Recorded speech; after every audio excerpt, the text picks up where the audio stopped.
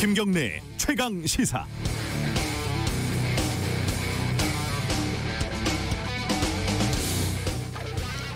인천공항공사에서 비정규직을 정규직으로 전환을 하는데 안팎으로 반발이 큽니다.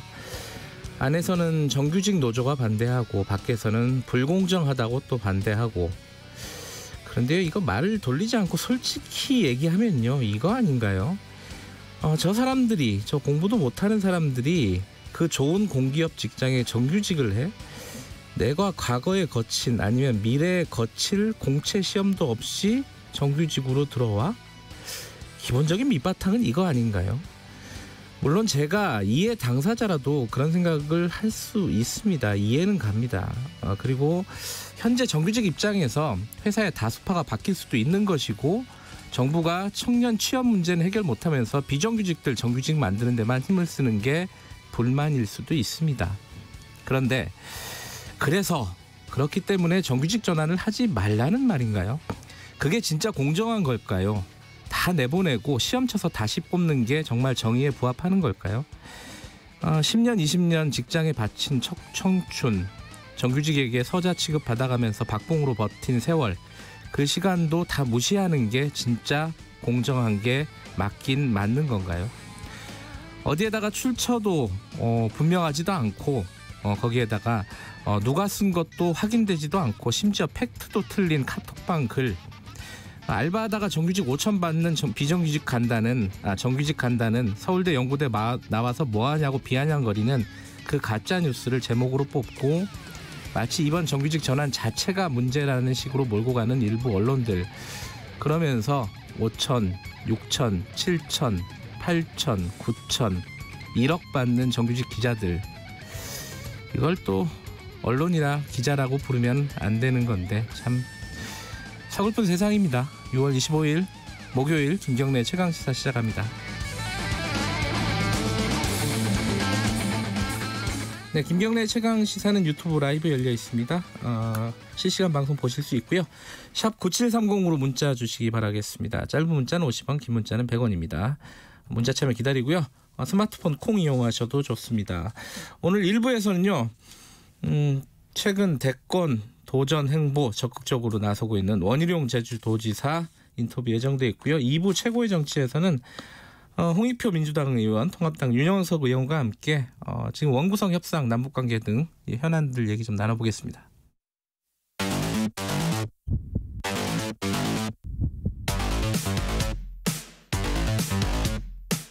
오늘 아침 가장 뜨거운 뉴스 언박싱.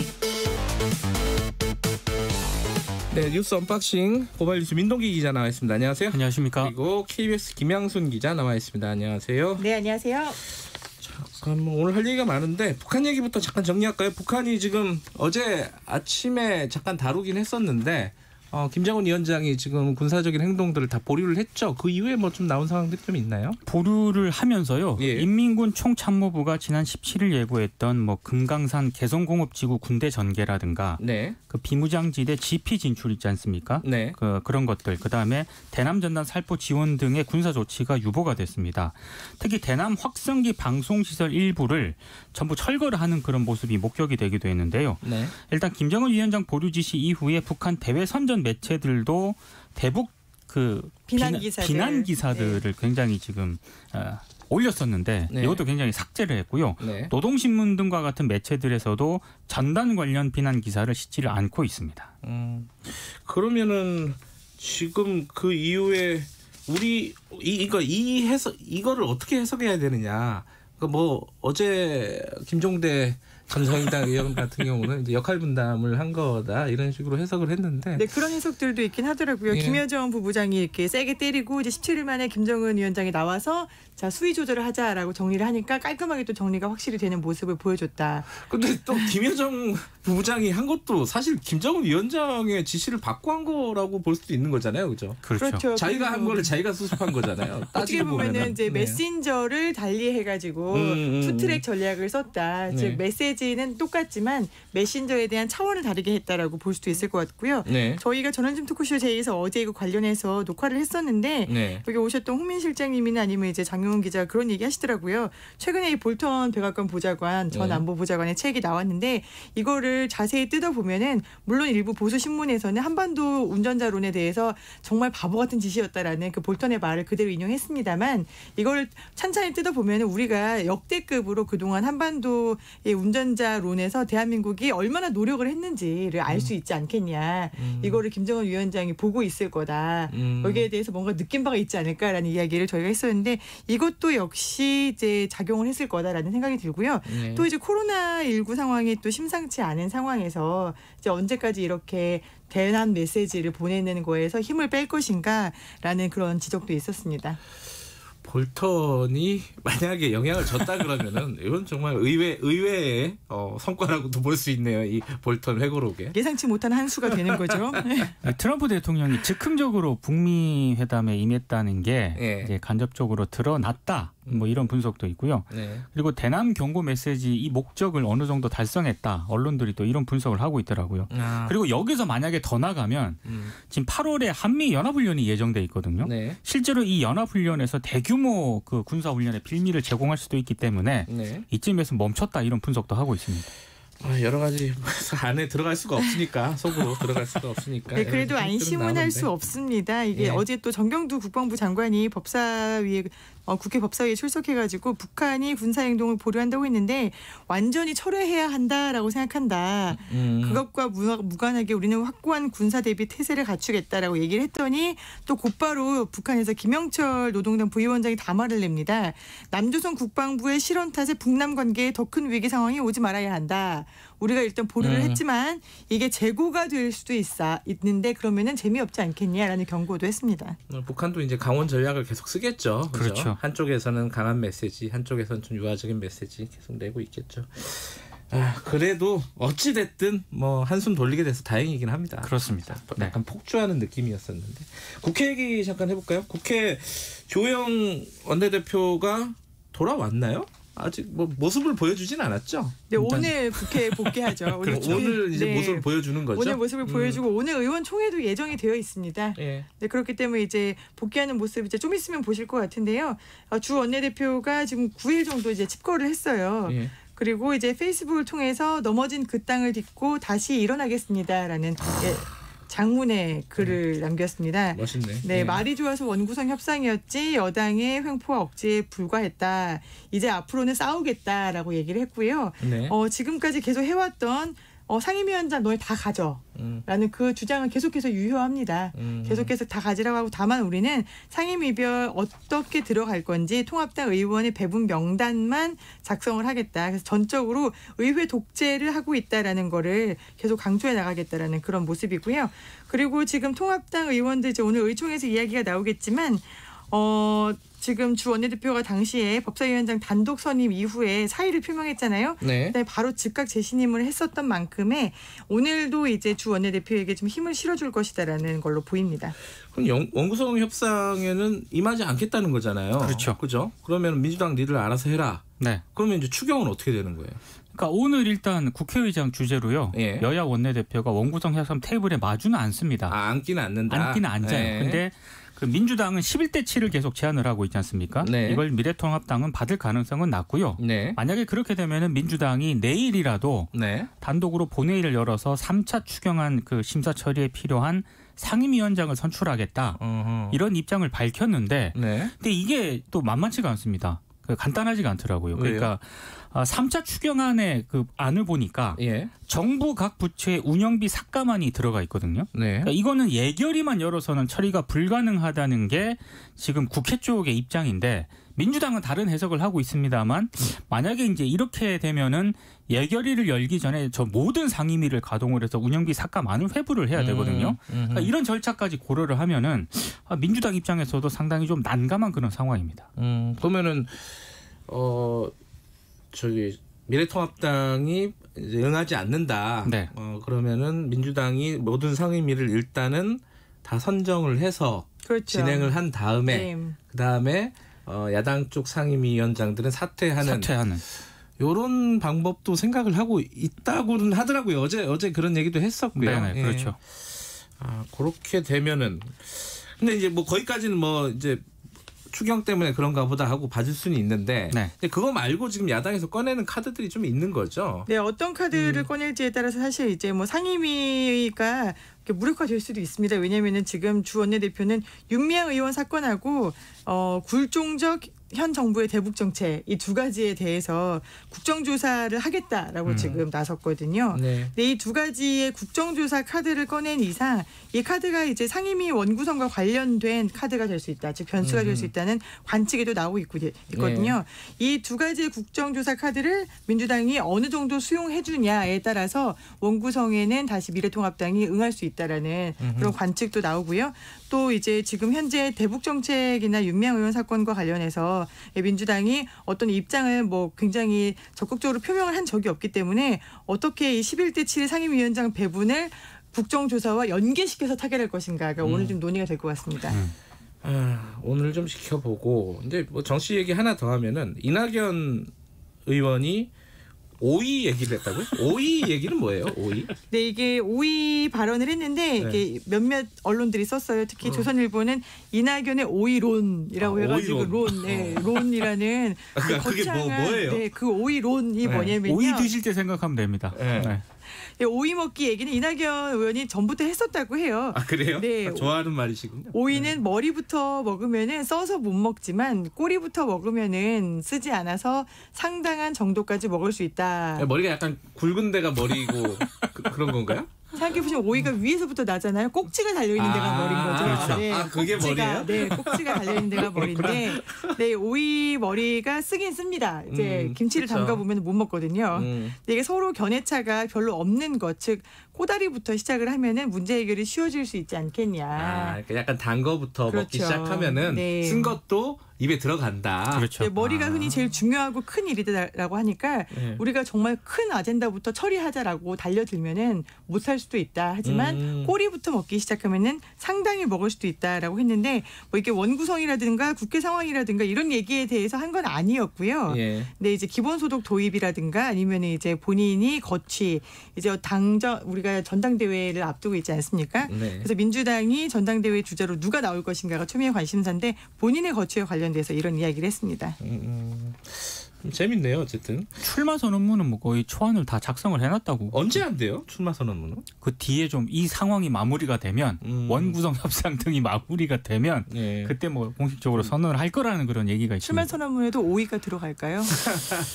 비슷한 표현이 들어가지 않을까 싶습니다. 스타일상. 워낙에 표현이 그렇죠. 좋으니까요. 네. 오이는 괜찮은 것 같아요. 말이 설득력이 있어요. 오이 모르는 사람 없으니까. 근데 잠깐만 그 백종원 대선 후보설을 이거 관련해가지고 지금 그 뒤에 여러 사람들이 한마디씩 좀 보태고 있어요. 그중에 이제 제일 눈에 띄는 분이 이제 오세훈 전 시장인데 오세훈 전 시장이 뭐라 그랬죠? 네, 오세훈 시장이 이제 24일 라디오에 출연해가지고 김종인 위원장의 그러니까 오세훈 서울시장 말고요. 김종인 위원장의 대권 도전 가능성을 질문을 받았다고 합니다. 그랬더니 그럴 가능성을 전혀 배제할 수 없는 것이 정치다. 김종인 위원장이 저렇게 활발하게 활동하고 이슈 메이킹에 성공하는 걸 보면은 충분한 자질을 갖추고 계신 분이다. 연령은 중요하지 않다.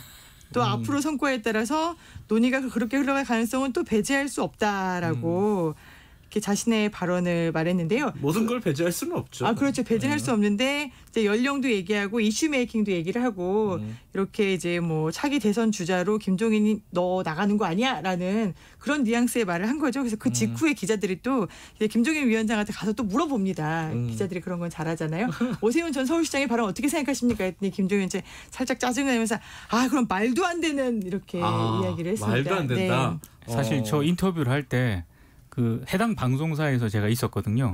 그 제작진의 표정이 전부 그러니까 오세훈 전 시장이 얘기를 할 때 그 답은 전혀 예상을 못했다는 듯이 깜짝 놀랐거든요. 참 정치란 건 잘 모르니까요. 원희룡 지사도 한마디 했죠? 네, 원희룡 지사도 이제 김 위원장의 백종원론에 대해서 이제 백종원이라는 분이 굉장히 이제 대중적인 분이시고 대중 친화적인 분이셔서 나도 그렇게 돼야 한다라는 말로 받아들이고 있다라고 하면서 다만 달을 가리키면 달을 봐야지 왜 손가락을 보냐. 즉 백종원 얘기한다고 백종원인가? 라는 게 아니라 백종원 같은 사람을 봐야 한다라는 이야기를 합니다. 백종원 얘기해서 백종원을 봤는데.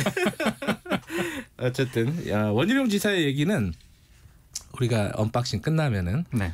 연결해서 무슨 말인지 여쭤보도록 하겠습니다.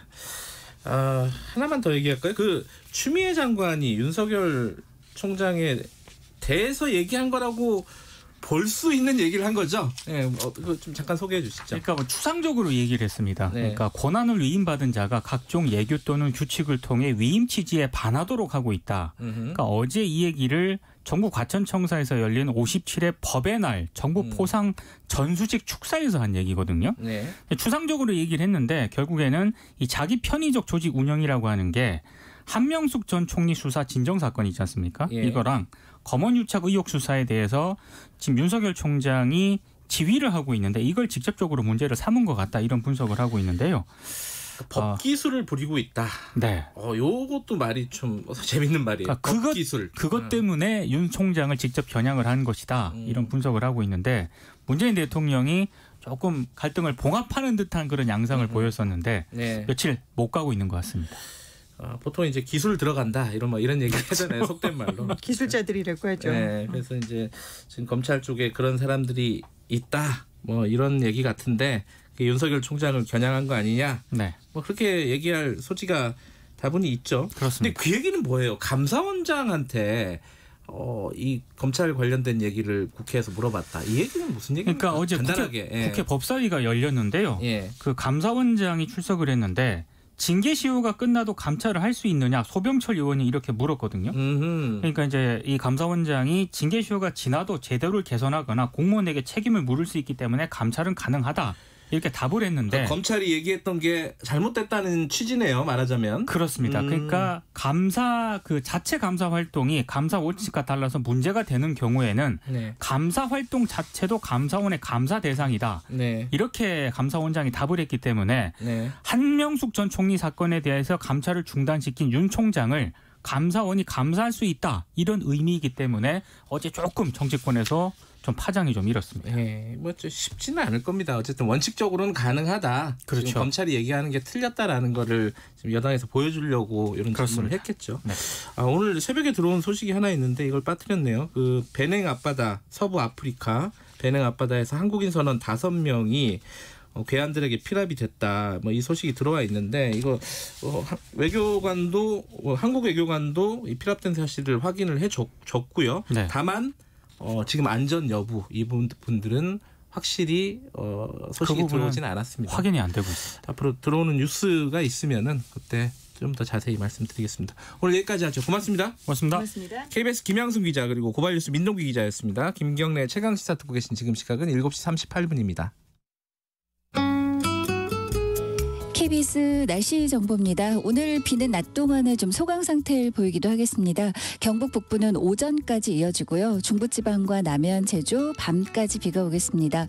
또 내일 새벽부터 낮 사이 중부와 경북 북부 내륙 한 차례 비가 약간 내리는데 내일까지 강우량을 합해도 5mm 내외로 양이 적겠고요. 남해안과 제주는 5에서 40mm의 비가 내린 뒤 오늘 밤에 그치겠습니다.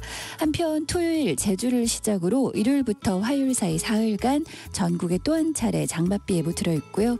오늘 낮 기온 서울 25도 등 전국 23도에서 29도 분포를 보이겠습니다. 현재 서울 기온 21도입니다. KBS 날씨 정보였고요. 이 시각 교통 상황 연결합니다. KBS 교통정보센터 임초희 씨가 정리해드립니다. 네, 이 시각 교통정보입니다. 오늘 새벽 4시경 서울 시내 노들로 한강대교, 성산대교 방면 양화대교 부근에서 화물차 전도 사고가 발생했습니다. 아직까지 처리 작업 중인데요. 출근길 정체까지 겹쳐서 밀리고 있습니다. 올림픽대로 잠실 쪽으로도 동작대교 부근에 사고가 있는데요. 1차로가 막혀 있고요. 여의 하류부터 속도 줄여 지납니다. 현재 경부고속도로 서울 방면 정체는 북천 안에서 1km, 이후 수원 일대와 달래내부터 반포 사이 살펴집니다. KBS 교통정보센터였습니다. 당신은 일일 몇 강 하고 계십니까? 어제도 1강, 오늘도 1강. 김경래의 최강 시사 아니겠습니까? 하하하하하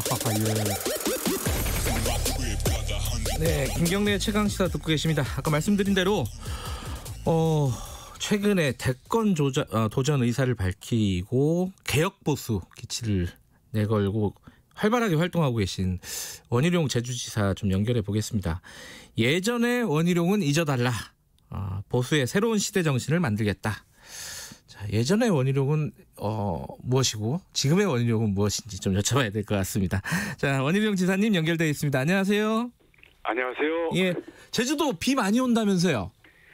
산에는 많이 왔고요. 마을에는 예. 도슬비 정도가 오고 있습니다. 피해나 이런 것들은 없는 모양이네요. 예, 아직 큰 피해 없습니다. 예. 지금 여름철이라 제주도도 사람들 많이 오죠? 예, 많이 오고 계시네요. 예, 여러 가지 걱정이 많으시겠습니다. 코로나도 그렇고, 그죠? 예. 오늘 그 얘기는 조금 이따가 시간 남으면 하도록 하고요. 사람들 궁금한 부분들부터 좀 여쭤보겠습니다. 이게 무슨 얘기예요? 예전에 원희룡은 잊어달라. 본인이 본인을 부정하면 어떡합니까, 이거? 새로운 모습으로 발전하겠다는 얘기죠. 네, 그러니까 어떤 모습으로 발전하시겠다는 뜻인가요? 구체적으로 좀 청취자분들에게. 예전에 원희룡은 사람들이 보기에는 똑똑하기는 한데 네. 혼자인 것 같고 또 소장파라는 이름을 국민들이 붙여줬잖아요. 예. 개혁파의 이름이긴 하지만 이 세력과 무게가 아직 좀 약하다 이렇게 보신 것 같아요. 네. 그래서 이게 단순히 그 개혁을 외치는 것뿐만 아니라 네. 더 낮은 곳으로 또 국민과 또 많은 뜻을 함께하는 동지들과 함께 갈 수 있는 그런 리더십의 모습을 당연히 증명해야 한다고 생각합니다. 그러려면 저 자신이 버릴 건 버리고 새로운 모습을 채울 건 채우고 네. 그런 치열한 자기 발전의 노력이 필요하겠죠. 그러니까 미래통합당에서 주류 그리고 대선 주자로서 입지를 공고히 하겠다 뭐 이렇게 받아들여도 되는 건가요? 부끄럽지 않은 야당 또 부끄럽지 않은 야당 후보를 국민들과 당원들이 원하고 있고요. 예. 최종적으로는 이길 수 있는 후보를 이제 기다리고 있고 만들어야죠.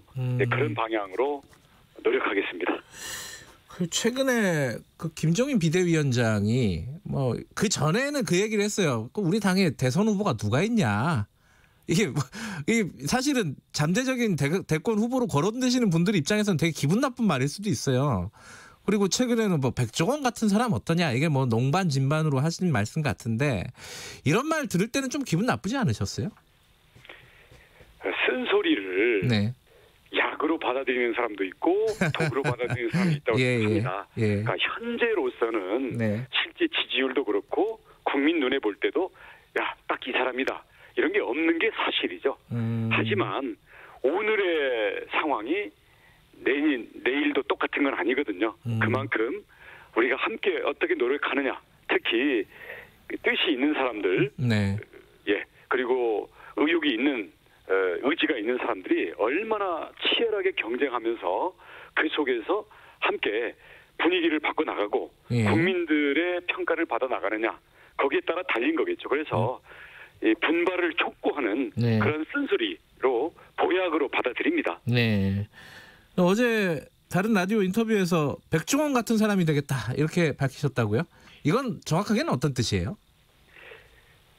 백종원 씨가 저도 여러 번 만났습니다만 제주랑 또 연이 있으시죠? 이 백종원 씨가 또 제주에서 여러 가지 프랜차이즈도 하고 있고요. 맞아요. 예. 아직 실현시키지 못했지만 온 국민이 정말 박수치고 좋아할 만한 아이디어들을 많이 갖고 계시더라고요. 그래서 그런 부분들을 앞으로 제주에서 같이 하게 될 텐데요. 그걸 따라가지고 제가 만나보니까 정말 그 고등학교 때부터 음식에 대해서 남다른 그 열정과 이 관심을 보여가지고 그걸 가지고 평생을 자기 힘과 노력으로 쌓아오신 분이에요. 그러면서도 정말 골목 식당 이러듯이 정말 이 허름하고 도저히 대책이 없어 보이는 그런 요리사들, 식당들 이쪽에 가서 어떤 때는 정말 눈물 찔끔나게 혼도 내고 또 진정으로 가르쳐준 것에 노력이 있으면 흐뭇한 모습으로 지켜봐주면서 정말 일어설 의욕과 방법을 모르는 이 정말 우리 많은 국민들에게 멘토가 되고 안내자가 되고 벗이 되어주고 있잖아요. 네. 그래서 이거를 넓히면 우리 국민들이 지금 얼마나 어렵습니까? 민생도 어렵고 코로나도 어렵고 사회 활동도 지금 다 중단돼 있는데 이런 때 국민들에게 친근하고 또 국민들에게 삶의 벗이 될 수 있는 그런 대선 주자가 돼야 된다라는 뜻이고요. 네. 뭐 어저께는 뭐 누가 물론 저를 뭐 좋아하는 분인데 농담은 이렇게 하더라고요. 삼행시로. 예, 삼행시요. 예. 100명을 갖다 대도 예. 종국에는 원이다. 뭐 이렇게. 그래서 그냥 농담으로 박수치고 그냥 넘어갔는데요. 예, 그래서 어떤 대중적인 친화도나 아니면 우리 더 낮은 곳으로 가서 국민의 삶과 함께하는 면에서 100종원 정도는 넘어설 수 있는 그런 기준을 갖고 우리 노력하자. 그런 뜻으로 받아들이고 있습니다. 깊은 뜻이 있으셨군요. 예, 전국에는 원희룡이다. 이건데 지금 그 야권의 대권을 준비하시는 분들이 꽤 있습니다. 뭐 유승민 전 의원, 오세훈 전 시장, 홍준표 의원은 뭐 원외지만은 또 있고요. 원외가 아니라 당 바깥에 계시지만은 있고 이런 분들보다 원희룡 지사님이 어떤 부분에서 경쟁력이 있으시다고 스스로는 좀 분석하고 계십니까? 예, 우선 저는 뭐 다른 사람들은 뭐 제가 수석 합격하고 이런 것들 때문에 주로 똑똑한 이미지로 바라보시는데요. 재주가 나은 제 자신을 볼 때는 천재. 예. 겪어본 사람들이 볼 때는 똑똑하지만 사람이 됐다. 이게 가장 큰 저의 근본적인 힘이라고 생각하고요. 예. 저의 인생을 돌아보면 제주도에 전기불도 안 들어오는 가난한 농민의 아들로 여기까지 왔고요. 예. 그리고 20대 때는 뭐 민주화에 제 자신의 모든 걸 던졌기 때문에 민주화 세대에서 지분이 있다고 생각합니다. 그래서 민주화 운동에 대한 정당성, 죄책감 때문에 사실은 이 보수 진영에서 내세우는 많은 그 인물들이 우리 국민들 전체 세대적인 감성에서는 크게 봐서는 판판이 나가 떨어지고 있는데요. 다음 대선 그리고 그 다음 대선도 이 기득권화한 586에 대해서 교육, 노동, 정치 모든 면에서 또 기업 이런 모든 면에서 기득권화한 586 세대에 대한 전면전 그리고 민주화 이후에 진정한 민주화 이런 싸움이라고 생각을 합니다. 그러니까 그런 점에서 부끄럽지 않은 후보로 나갈 수 있다고 생각을 하고요. 뭐 제주도니까 뭐 약점이 아니냐 하는데 지역에서 자유롭죠. 뭐 호남이든 영남이든 제가 함께 손 내밀지 못할 곳이 없고요.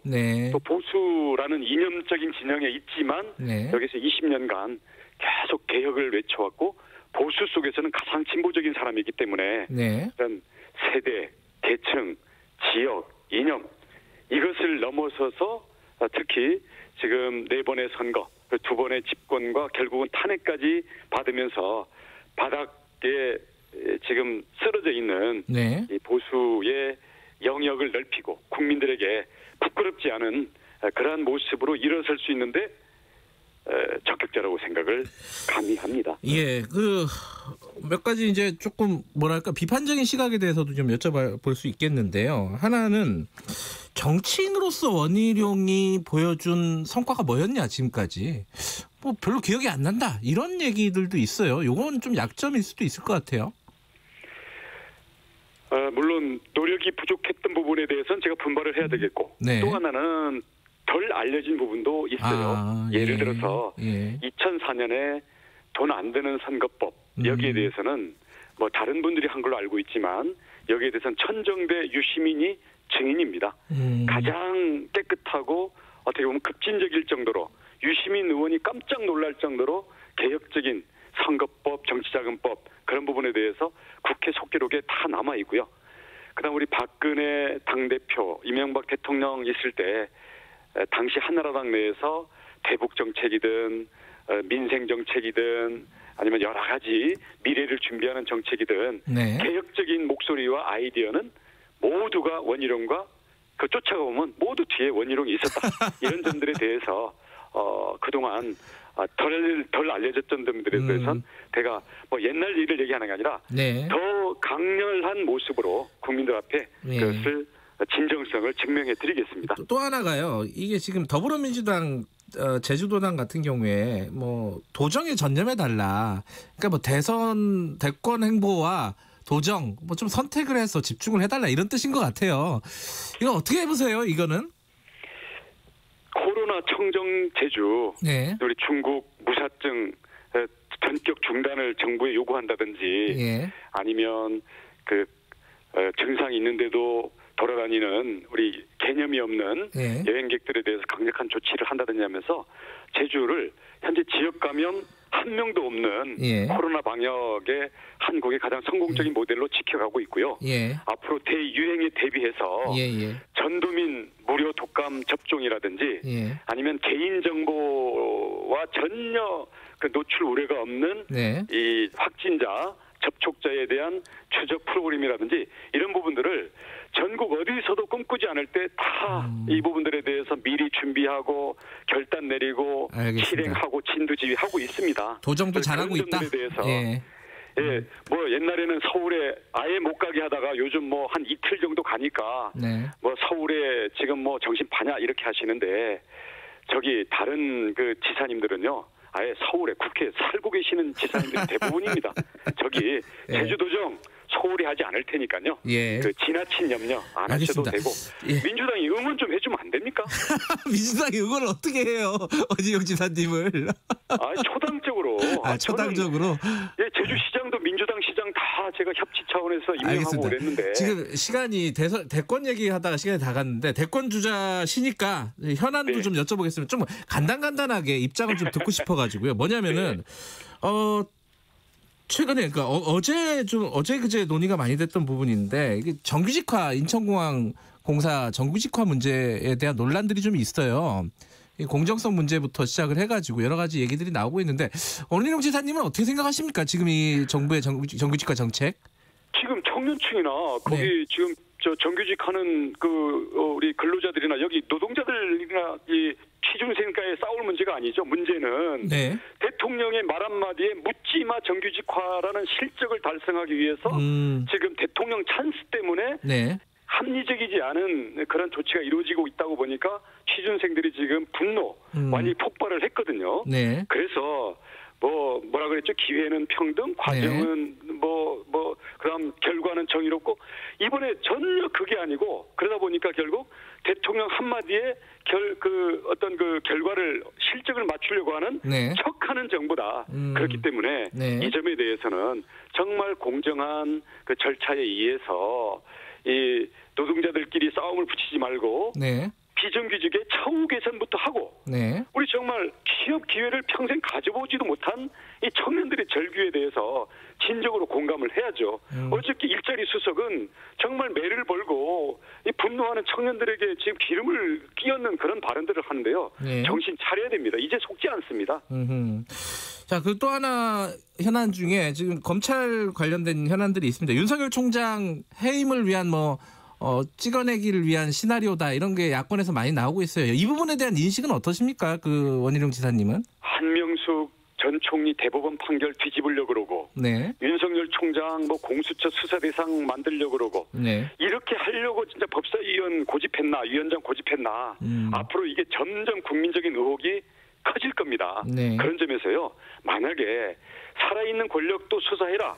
그렇게 하면서 윤석열 총장에게 대통령의 검을 어떤 보검을 쥐어줬는데 이걸 처리하고 뺐을 거면 당당하게 해임을 하십시오. 그래야지 당에서는 이렇게 여론몰이하고 대통령은 이걸 모른 척하고 있고 이렇게 하면 안 되죠. 그런 점에서는 해임이든 신임이든 분명하게 하고 이런 점에 대해서 대법원 판결이라든가 검찰의 살아있는 권력에 대한 수사를 못하게 하는 그런 나라로 만들 거면 그렇게 선언을 해서 당당하게 하시라 이 얘기예요. 알겠습니다. 오랜만에 인터뷰를 저희들이 해보니까 목소리가 달라지신 것 같아요. 진짜 굉장히 힘을 많이 주시는 것 같아요. 어쨌든 힘을 내야죠. 알겠습니다. 오늘 인터뷰 감사드리고요. 다음에 또 모시겠습니다. 고맙습니다. 네, 고맙습니다. 원희룡 제주도시사였습니다. 김경래의 최강시사 1분 여기까지 하겠습니다. 2부에서는요. 더불어민주당 홍익표 의원, 미래통합당 윤영석 의원과 함께 국회 돌아가는 얘기 좀 얘기를 해보고요. 남북관계 얘기도 해볼 거고요. 그리고 3부에서 저희들이 그 인천공항공사 비정규직 문제 좀 다룹니다. 그때 물어보시는 분들이 청취자분들이 좀 있어갖고요. 기다려주시고요. 8시에 뵙겠습니다.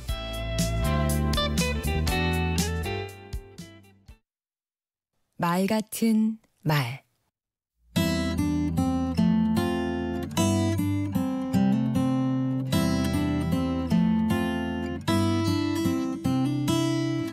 안녕하세요. 강원국입니다. 고 노무현 대통령을 추억하면 떠오르는 장면이 있습니다. 손을 번쩍 들며 이의 있습니다 하는 모습입니다. 자기 생각이 있고 주장이 있는 사람은 늘 찬성만 할 수는 없습니다. 사실 남의 말에 그냥 동조하면 마음은 편합니다. 힘센 사람과 의견이 대립할 때는 더욱 그렇습니다. 하지만 스스로 떳떳하지 못합니다. 자칫 기회주의자라는 오명을 뒤집어 쓸 수도 있고요. 반대할 땐 반대해야 합니다. 그런데 어떻게 해야 할까요? 먼저 상대 의견을 인정해 줍니다. 아하. 얼마든지 그렇게 생각할 수 있지요 라고 말합니다. 둘째, 공통점을 찾습니다. 이러이러한 점은 저와 의견이 다르지 않다는 것을 확인하고 매우 기뻤습니다 라고 말합니다. 셋째, 내 의견을 말하기 위한 자락을 깝니다. 이렇게 말씀드려 죄송합니다만, 결례인 줄 압니다만 언짢게 들리실 수도 있는데 이와 같이 완충작용을 하는 말을 덧붙이는 것입니다. 그러면 상대가 마음의 준비를 하기 때문에 당황하지 않을 뿐 아니라 존중받았다는 느낌을 받을 수 있습니다. 넷째, 반대 의견을 표명할 땐 그 이유와 근거, 대안을 포함해야 합니다. 그래야 반대를 위한 반대가 되지 않습니다. 끝으로 주의해야 할 점이 있습니다. 반대하는 이유가 개인적 이해득실이어서는 안 됩니다. 자신의 이익 때문에 반대해서는 설득력이 없습니다. 손해를 감수하면서 반대했을 때 명분이 생깁니다. 또 하나, 사람이 싫어서 반대한다는 인상을 주면 안 됩니다. 반대하는 사안과 사람을 분리해야 앙금이 남지 않습니다. 반대하기 쉽지 않지요. 그 어려운 반대를 굳이 하는 사람 미워하지 맙시다. 반대를 권장하고 반대가 받아들여지는 사회가 성숙한 사회입니다. 강원국의 말 같은 말이었습니다.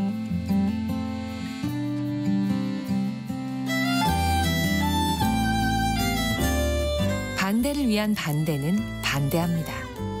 존중하면서 이유 있고 앙금 없는 성숙한 반대를 실천해봐요.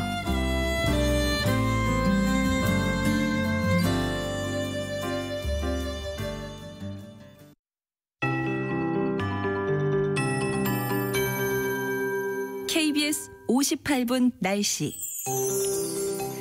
어제는 좀 거칠게 비가 왔다면 오늘은 낮 동안에 소강 상태를 보이면서 잔잔하게 비가 오는 곳이 많겠습니다. 중부지방은 또 이 비가 낮 동안 소강 상태를 보이겠고요. 경북 북부는 오전까지, 중부지방과 남해안 제주는 밤까지 비 예보 있습니다. 또 내일도 흐린 가운데 중부나 경북 북부 내륙 새벽부터 낮 사이 비가 조금 예상됩니다.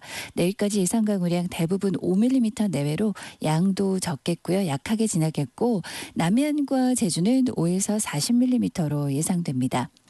아침에 안개 주의가 필요합니다. 안개 도시처럼 아주 짙은 안개가 곳곳에 드리워져 있습니다. 아침까지 주의가 필요하겠고요. 오늘 낮 기온 서울 25도, 세종, 광주 같은 기온, 대구 29도 등 전국이 23도에서 29도 분포로 기온은 대부분 30도 이하의 수준을 보이겠습니다. 내일은 서울이 27도, 토요일 29도 이렇게 약간씩은 전국이 30도 안팎의 기온으로 오르겠고요.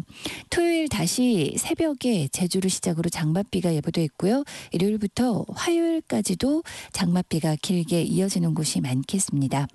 한편 지금까지 제주 진달래밭에는 210mm의 비가, 그 밖에 곳곳으로는 지역차가 많은 비가 왔고요. 현재 서울 기온 21.2도입니다. 최영우였습니다.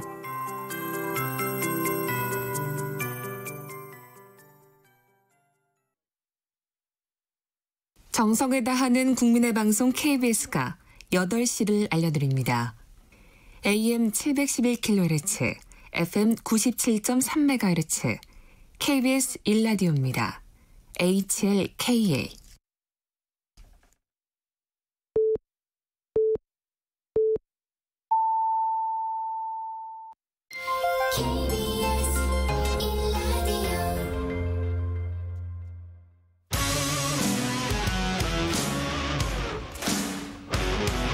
탐사보도 전문기자 김경래 최강시사.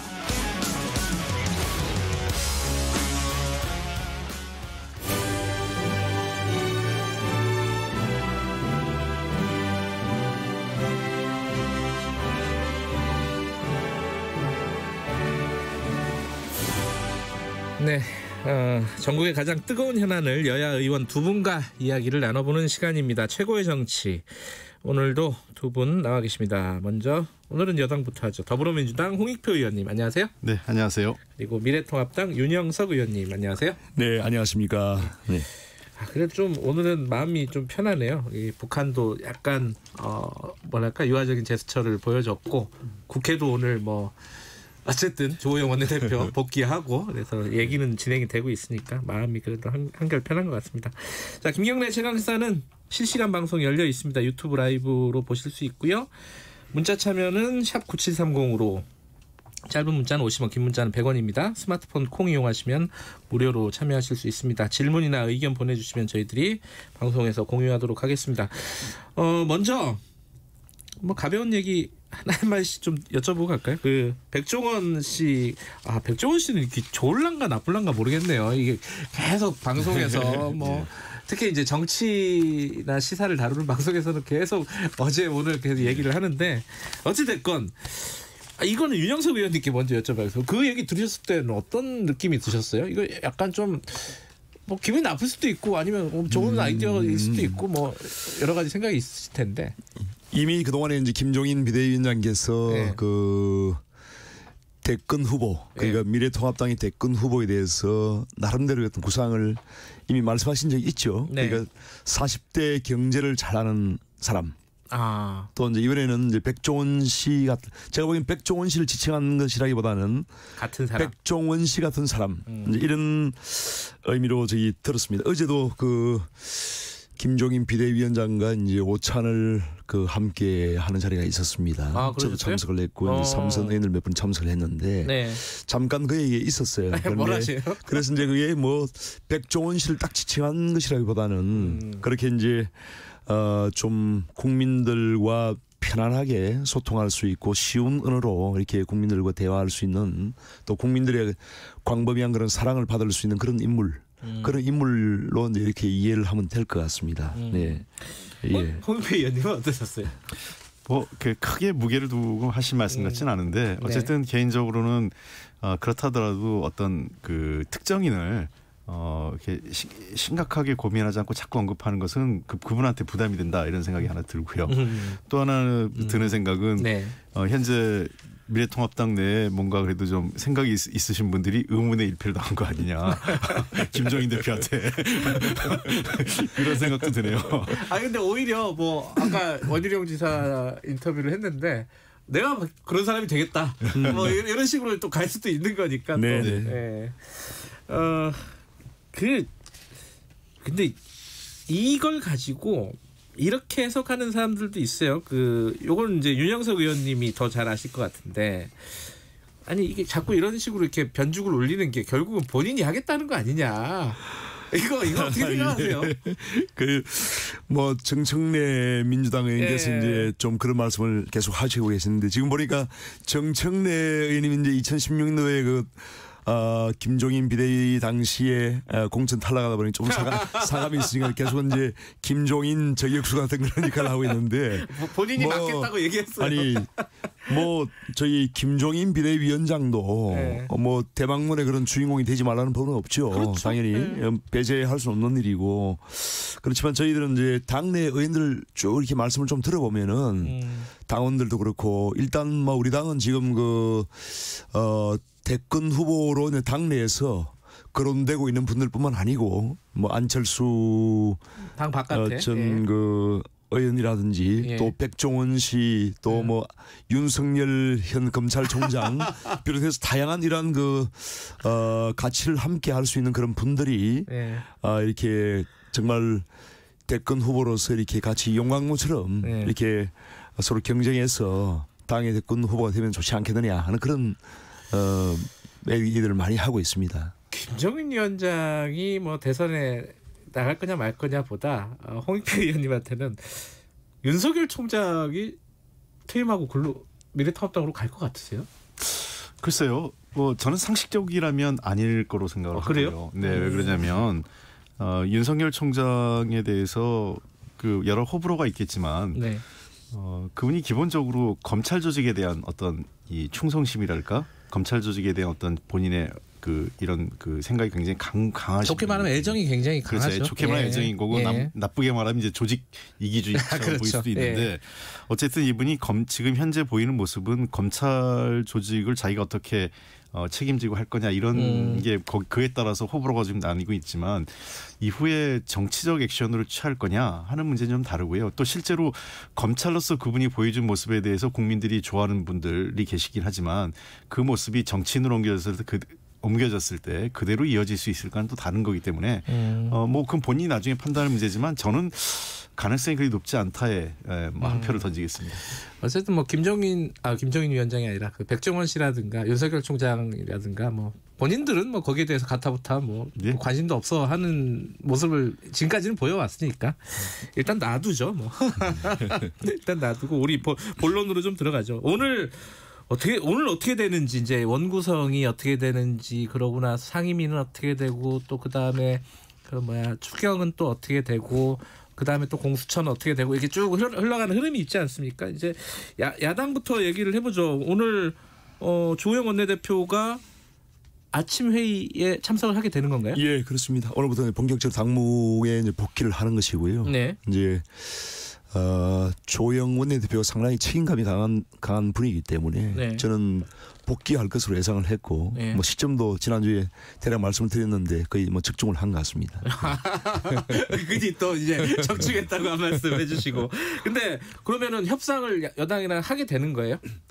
예, 그렇죠. 그런데 이제 김태년 원내대표가 주호영 원내대표를 사찰로 방문을 했는데 결국 이제 아무런 협상의 진전을 볼 수 있는 그런 알맹이가 없이 그냥 방문을 한 것이죠. 그래서 이제 상당히 아쉬움이 큰데 지금 김태년 원내대표나 민주당 쪽에서 이제 특별한 지금 어떤 법사위를 다시 이제 원점으로 되돌리는 그러한 것을 제시를 해야 되는데 전혀 그런 움직임이 없어서 상당히 좀 아쉬운 그런 상황입니다. 그거는 어차피 서로 간에 얘기 됐던 부분이잖아요. 이거 여기는 이제 바꿀 생각 없다. 여당은. 예. 야당은 그걸 안 바꾸면은 우리는 들어갈 생각 없다. 네. 원구성에 협의할 생각 없다. 그러면 어떻게 되는 거예요? 여당은 자, 이제 쟁점이 여러 가지 3가지 정도 가능성이 그래요? 있겠죠. 첫 번째는 첫 번째 우리가 제안했고 미래통합당에서 거부했던 11대 7로 법사위는 우리가 지금 현재대로 가져오고 법사위원장은 저희가 하면서 11대 7로 나누는 안이 하나 있고요. 네. 두 번째는 우리가 법사위원장을 야당한테 양보하고 네. 11대 7로 하든 또 그 정도로 가는 안이 있고 세 번째는 지금 미래통합당에서 주장하는 것처럼 그럴 바에는 그냥 18대 18개 상임위원장을 모두 다 가져가라. 이 3가지 중에 선택지인 것 같아요. 저는 그런 측면에서 이 핵심은 그러면 법사위원장은 어떻게 할 거냐 하는 문제가 미래통합당에서도 전혀 이 현재까지는 변화가 없고 네. 우리 당 입장에서도 제가 알기에는 우리 당 지도부에서도 법사위원장을 지금 현재 다시 야당에게 줄 생각은 없다고 한다면 네. 이 문제에 대해서는 어쨌든 빠른 시일에 결론을 내야 된다고 저는 생각을 합니다. 그 말은 아까 1, 2, 3번 중에 3번으로 어떤 형태든 간에요. 저는 2번은 아닐 거 아니에요. 그러니까 제가 제일 이 정치하면서 정치뿐만 아니라 제가 하면서 좀 제일 나쁜 게 뭐냐면 아무런 결정을 못 내리고 시간을 마냥 끄는 겁니다. 저는 기본적으로 그래서 이번 1년의 과정에서 우리 원내대 지도부가 조금 실기한 게 있다고 생각을 하는 게 왜 그러냐면 첫 번째는 제가 여러 차례 이번 국회는 협치도 해야 되고 여러 가지 그다음에 일하는 국회도 해야 되지만 법을 지키는 국회라고 해야 되는데 사실상 원구성과 관련돼서 법을 안 지키고 있는 거예요. 우리 당도요.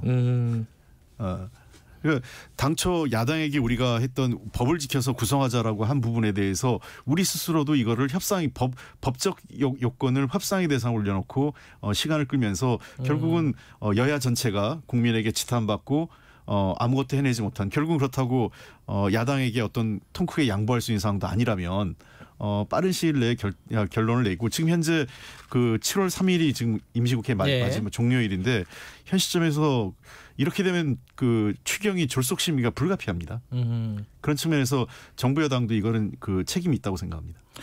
그렇게 되면은 지금 이제 졸속심의가 됐든 어쨌든 심의라도 하려면은 예결위하고 상임위원장을 지금 뽑아야 되잖아요. 자, 근데 법사위가 변화가 없으면 안 들어가겠다는 거 아닙니까? 그 상임위원장 뽑는 데는 그죠?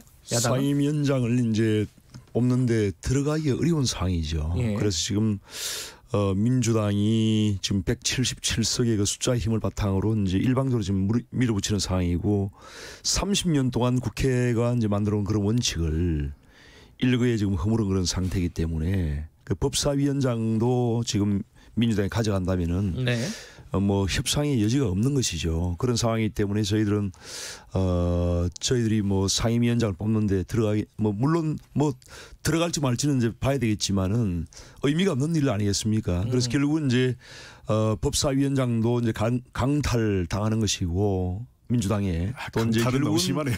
뭐 강탈도 사실 강탈이죠. 국회에서 정식적으로 표결을 해요. 처리한 걸 강탈이라고 그러면 민주당이 뺏어가는 것이죠. 거의 야당의 몫을 뺏어가는 거 아닙니까? 그래서 이제 그게 이제 제가 강탈로 이제 표현을 했는데 그렇게 된다면은 뭐 저희로서는 어떻게 할 수 있는 방법이 없습니다. 지금 현재 103석밖에 안 되기 때문에 그래서 방법이 없기 때문에 앉아서 당할 수밖에 없는 노릇이에요. 짓밟힐 수밖에 없는 그런 지금 상황이죠. 그래서 그렇다면은 뭐 민주당이 그렇게 끝까지 독주를 한다면은 어쩔 수 없는 겁니다. 그래서 그럴 바에는 차라리 빨리 그 원구성을 하고 저희도 정상적으로 상임위의 위원장은 못할지언정 저희들 나름대로 간사를 선임하고 또 위원들을 다시 그 사모임을 해서 참여를 하겠다는 겁니다. 참여를 해서 추경안 심사라든가 이런 거는 적극적으로 하겠다. 그렇죠. 일단 만들어지면. 네네. 자, 그러면 공이 일단은 여당으로 넘어간 거고 넘어간 지가 꽤 됐죠, 사실은.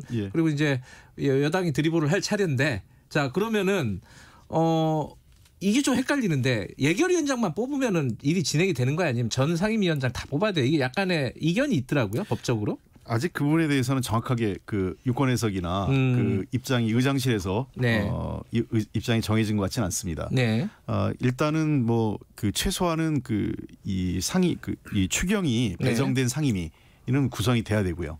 최소한 추경이 배정된 상임위 구성해야 되고 당연히 예결위 포함되는 거죠. 그래서 그 최소한 구성돼야 되고 전체 상임위가 구성돼야 되냐 안 되느냐는 좀 다툼의 여지가 아직은 있는 것 같아요. 정확하게. 그래서 그리고 또 지금 또 다시 그 꼼수식으로 뭐 일부 상임위원 또 구성하고 또 시간 끌고 이런 거는 국가 현안이 물론 추경이 급한 건 있지만 그렇다고 추경이 없는 상임위라고 덜 중요한 상임위는 아니지 않겠습니까? 그래서 지금 뭐 야당에서도 어쨌든 상임위원장 문제와 관계없이 원구성에는 협조를 하겠다는 거고 원구성에 협조하는 순간 일단은 상임위는 돌아가게 돼 있는 겁니다. 그래서 저는 그런 측면에서 이 부분에 대해서는 당도 그 조영 대표하고 오늘 다시 협상을 하시겠죠. 그래서 마지막 그까지 공을 들이고 협상을 하되 협상 그 마지막에 가서는 어느 부분에서는 결심하고 그 국회를 정상화시켜서 일단은 국회가 움직이고 나면 그 이후에 한 6개월 정도 운영하다가 다시 상임위원장 문제를 다시 재협상을 할 수도 여지도 있는 거고 아니면 또 하반기를 어떻게 할 건지의 문제도 있고 또 특히 지금 자꾸 이제 법사위원장 얘기하는데 저는 그런 생각도 있어요. 법사위원장 제가 늘 얘기했지만 법사위원장이나 이런 상임위원장이 중요한 게 아니라 법사위 개혁이 중요하다. 어제도 우리 당이 의원들이 법사위원장하고 법사위원들이 그 국방장관 불러가지고 현안 질의를 법사위가 한 것도 저도 그건 또 좀 말이 안 맞는 거예요. 법안 심사도 아니고. 그거 하지 말자고 했는데 여당이. 그래서 빨리 법을 통과시켜서 법사위가 그런 월권하지 않게 법사위 그 사법위원회로 바꾸고 그다음에 법안 문제는 기능적으로 처리할 수 있는 이 별도의 기구를 구성을 해서 그리고 사법위원장을 야당 줄 수도 있죠. 예를 들면 자꾸 이제 야당 쪽에서 요구하는 거는 뭐 그것이 일종의 우리 그 정부 여건과 관련된 인사들 이 어떤 검찰 수사에 영향을 미치려고 한다. 자꾸 이런 얘기를 하는데 그거 전혀 없기 때문에 저는 법사위만 기억하면 사법위원장 줘도 문제 없다고 생각합니다. 네, 지금 그 말씀하신 포인트가 상당히 중요하다고 생각이 드는데요.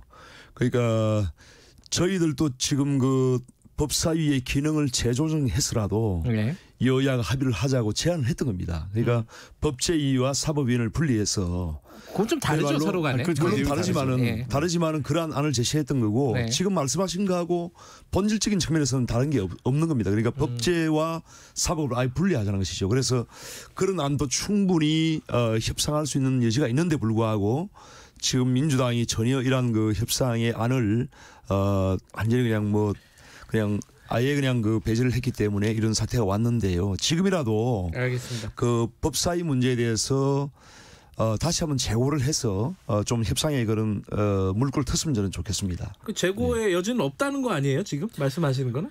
그 지금 처음에 주호영 대표께서 제안한 안이 있었죠. 근데 그 얘기는 지금 현재 법사위를 진짜 사원처럼 만들어서 한 50명 정도의 이 뭐 법제위원회 별도로 구성하자는 건데 그거는 진짜 옥상옥을 만드는 거고 이 구조화 이 현재 잘못된 법사위를 구조화시키는 거기 때문에 저희 받을 수 없다라는 거죠. 알겠습니다. 그 하나 더 추가적으로 연결해서 여쭤보면은 요번에 이제 추경안 심사는 하겠다는 거잖아요. 어쨌든 원구성이 되면은 거기에는 협조하겠다는 당연히 건데 해야죠. 추경안 심사할 때 제일 뭐랄까요 눈여겨서 집중적으로 보실 부분이 어떤 부분이에요? 추경안은?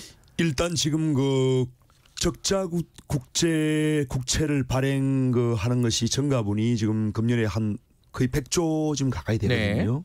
그래서 이번에도 지금 23조 8천억 원의 적자 국채를 지금 발행하겠다는 것인데 국가의 지금 빚이 너무 급속하게 지금 늘고 있습니다. 그래서 이러한 부분에서 이제 기존에 지금 2020년 본예산이 약 한 510조 규모로 좀 돼 있는 상황인데 여기서 지금 세출 구조 조정을 해서라도 쓸 부분이 상당히 여지가 저희들이 있다고 생각하고요. 이러한 부분에서 적자 국채 발행 한도를 좀 줄여야 된다는 생각이 들고 그다음에 지금 코로나19의 가장 직격탄이 지금 자영업자 소상공인 중소기업입니다. 그래서 특히 이제 문재인 정부가 경제 정책을 상당히 무리하게 밀어붙이면서 그 소상공인 자영업자들이 상당히 어떤 뭐 최저임금 부담도 있고요. 또 근로시간 단축에 따른 그런 부담도 있고 상당히 부담이 많거든요. 그런데 이번 그 추경안에 보면은 자영업자 소상공인 중소기업에 대한 직접 지원이 없습니다. 좀 대출만 있지. 그래서 이렇게 어려운 상황에서 또 대출만 증가시켜서 이게 좋을 게 없거든요. 그렇기 때문에 이러한 직접 지원을 할 수 있는 그런 부분을 상당히 좀 늘려야 된다고 생각을 하고요. 그다음에 이제 지금 코로나19에 관련된 직결된 예산이 전체 추경 35조 원의 약 한 2% 지금 불과합니다. 그래서 이 코로나19에 대응해서 이런 방역이라든지 또 어떤 음압병상을 설치하는 이런 부분도 상당히 확대해야 될 부분이 많은데 명목상은 코로나19 예산이라고 하면서 실제 코로나19에 서 있는 것은 2%밖에 안 된다는 것은 상당히 문제가 있고요. 그 외에 이제 지금 금년에 그 본예산에서 정부가 그 직접 제공하는 일자리가 한 25조 원 정도 지금 책정이 되어 있는 상황인데 이것이 전혀 지금 소진이 안 되고 있습니다. 그런 상황에서 또 그 3조 6천억을 편성한다는 것은 좀 무리하다 생각이 들고요. 그 추경안 관련해서는 여당 얘기도 한마디 듣고 넘어가야 될 것 같은데요. 조금 뭐 사실관계가 아닌 부분도 좀 바로잡을 부분이 있어서요. 일단 추경과 관련돼서 국채가 늘어나는 부분은 지금 현재 대략 그 말씀하신 대로 한 100조 원 정도는 예상은 되는데 지금 512조의 그 본 예산이 통상적으로 일반적인 해에도 약 한 2% 가까이가 지금 불용 처리되기 때문에 한 10조 원 정도. 그다음에 금년 같은 경우는 불용 처리 예산이 훨씬 더 많을 거로 생각됩니다. 그래서 연말에 불용 처리되는 예산 같은 경우는 다 기존의 국채를 상환하는데 돌아가기 때문에 저는 그 실질적으로 지금 현재 그 이 추경이 이 국채가 발행된다 하더라도 연말에 가서 불용되는 예산에 의해서 국채가 소멸되는 부분이 있기 때문에 실제로 그게 빚이 많이 늘어나지는 않을 것이다 생각을 하고 지금 상황에서는 빚이 좀 늘더라도 국민을 책임지는 게 정부가 해야 될 그 역할이다. 이게 모든 국가가 지금 동의하고 있는 부분입니다. 그리고 아까 직접 지원이 없다고 하셨는데 지금 특수고용직이나 영세 자영업자, 택배 배달원 등 고용보험 사각지대에 있는 분한테 한 114만 명에 대해서 1인당 150만 원 현금 지급이 있어요. 그리고 실업자의 그 한 49만 명쯤에 대해서도 월 평균 150만 원 실업금에 추가로 지금 넣어야 되는 부분이 있고 그다음에 일시적 경영난에 처한 기업의 근로자들의 취업휴직 수당도 58만 명에 대해서 지금 저희가 지급할 예정이고요. 그래서 지금 뭐 그 소상공인에 대한 1,000만 원 긴급 자금 지원 이건 제 대출의 형태겠지만 그래서 아까 얘기한 것처럼 실제로 그 취약계층 소상공인이나 자영업자 또는 취약계층에 대해서 그 지원이 없다라는 건 아니고요. 그래서 이제 포함되어 있어서 이러한 부분들이 매우 시급합니다. 그러니까 지금 그 코로나와 관련된 재정 운영에서 핵심은 얼만큼 확장할 거냐, 두 번째는 얼마나 빨리 할 거냐이기 때문에 국회가 빨리 문을 열고 다뤄야 된다 이렇게 생각합니다. 저기 원구성 되고 나서 추경안 심사할 때 뭐 한 번 더 다룰 기회가 있을지 모르겠지만은 그때 얘기를 해보도록 하고요. 그 다음 얘기를 넘어갈게요. 지금 야당에서 이제 원 구성 관련해갖고 조호영 원내대표가 이 얘기를 했어요. 윤미향 기부금 유용 그리고 굴욕적 대북관계 이 의혹 뭐 이게 둘 다 이제 의혹인데 이거를 국정조사를 추진하겠다 이 얘기를 했습니다. 이게 여당 입장에서 일단 이제 야당이 그렇게 얘기를 한 거고요. 조영 원내대표 얘기를 하고 여당 입장에서 이거는 받을 수 있는 사안이라고 보세요. 그 부분 듣고 이제 야당 얘기 들어보죠. 글쎄 아마 조영 대표께서 그 이제 원내복귀 명분을 찾다 보니까 좀 무리하게 찾으신 것 같은데 이거는 국정조사의 대상이 아닙니다. 우선은 첫 번째 윤미향 의원과 그 정의기억연대 관련된 기부금 문제는 아마 하게 되면 시민사회 전체에 대해서 기부금 관련된 문제 살펴보는 문제가 될 텐데 국정조사라고 할 때에는 예를 들면 권력형 비리가 있거나 정부에서 이 개입해서 예를 들면 정부가 지금 기부금과 관련돼서 어떤 그 시민단체의 기부금에 개입해서 관여하거나 또는 회계부정을 정부가 장려하거나 같이 공모하거나 이런 게 없지 않습니까? 그러니까 지금 그리고 또 더군다나 검찰 수사가 진행되고 있습니다. 그러니까 뭐 그 고발도 하셨고 보수단체나 야당 쪽에서도 고발도 하신 거기 때문에 고발된 사안에 대해서 더 엄격하게 검찰 조사 이루어지기 때문에 검찰 조사 결과를 보고 이후에 필요하다면 만약에 그 이후에 어떤 권력형 게이트가 있거나 그 정부의 실책이 있다면 근데 그건 그때 가서 따져봐야 될 문제죠. 국정조사 대상이 아니다. 그렇습니다. 그리고 남북관계 역시 마찬가지입니다. 지금 현재 여러 가지 긴장된 상황에서 남북관계가 진행되는 속에서 이거 국정조사라는 건 특정하게 뭔가 문제가 있고 책임을 져야 될 상황이 있을 때 생기는 건데 포괄적으로 정책 전반에 대해서 국정조사를 하겠다라는 거는 적절치 않다 생각합니다. 이거 어떻게 생각하십니까? 대상이 아예 안 된다라는 게 기본적인 입장이신데 여당은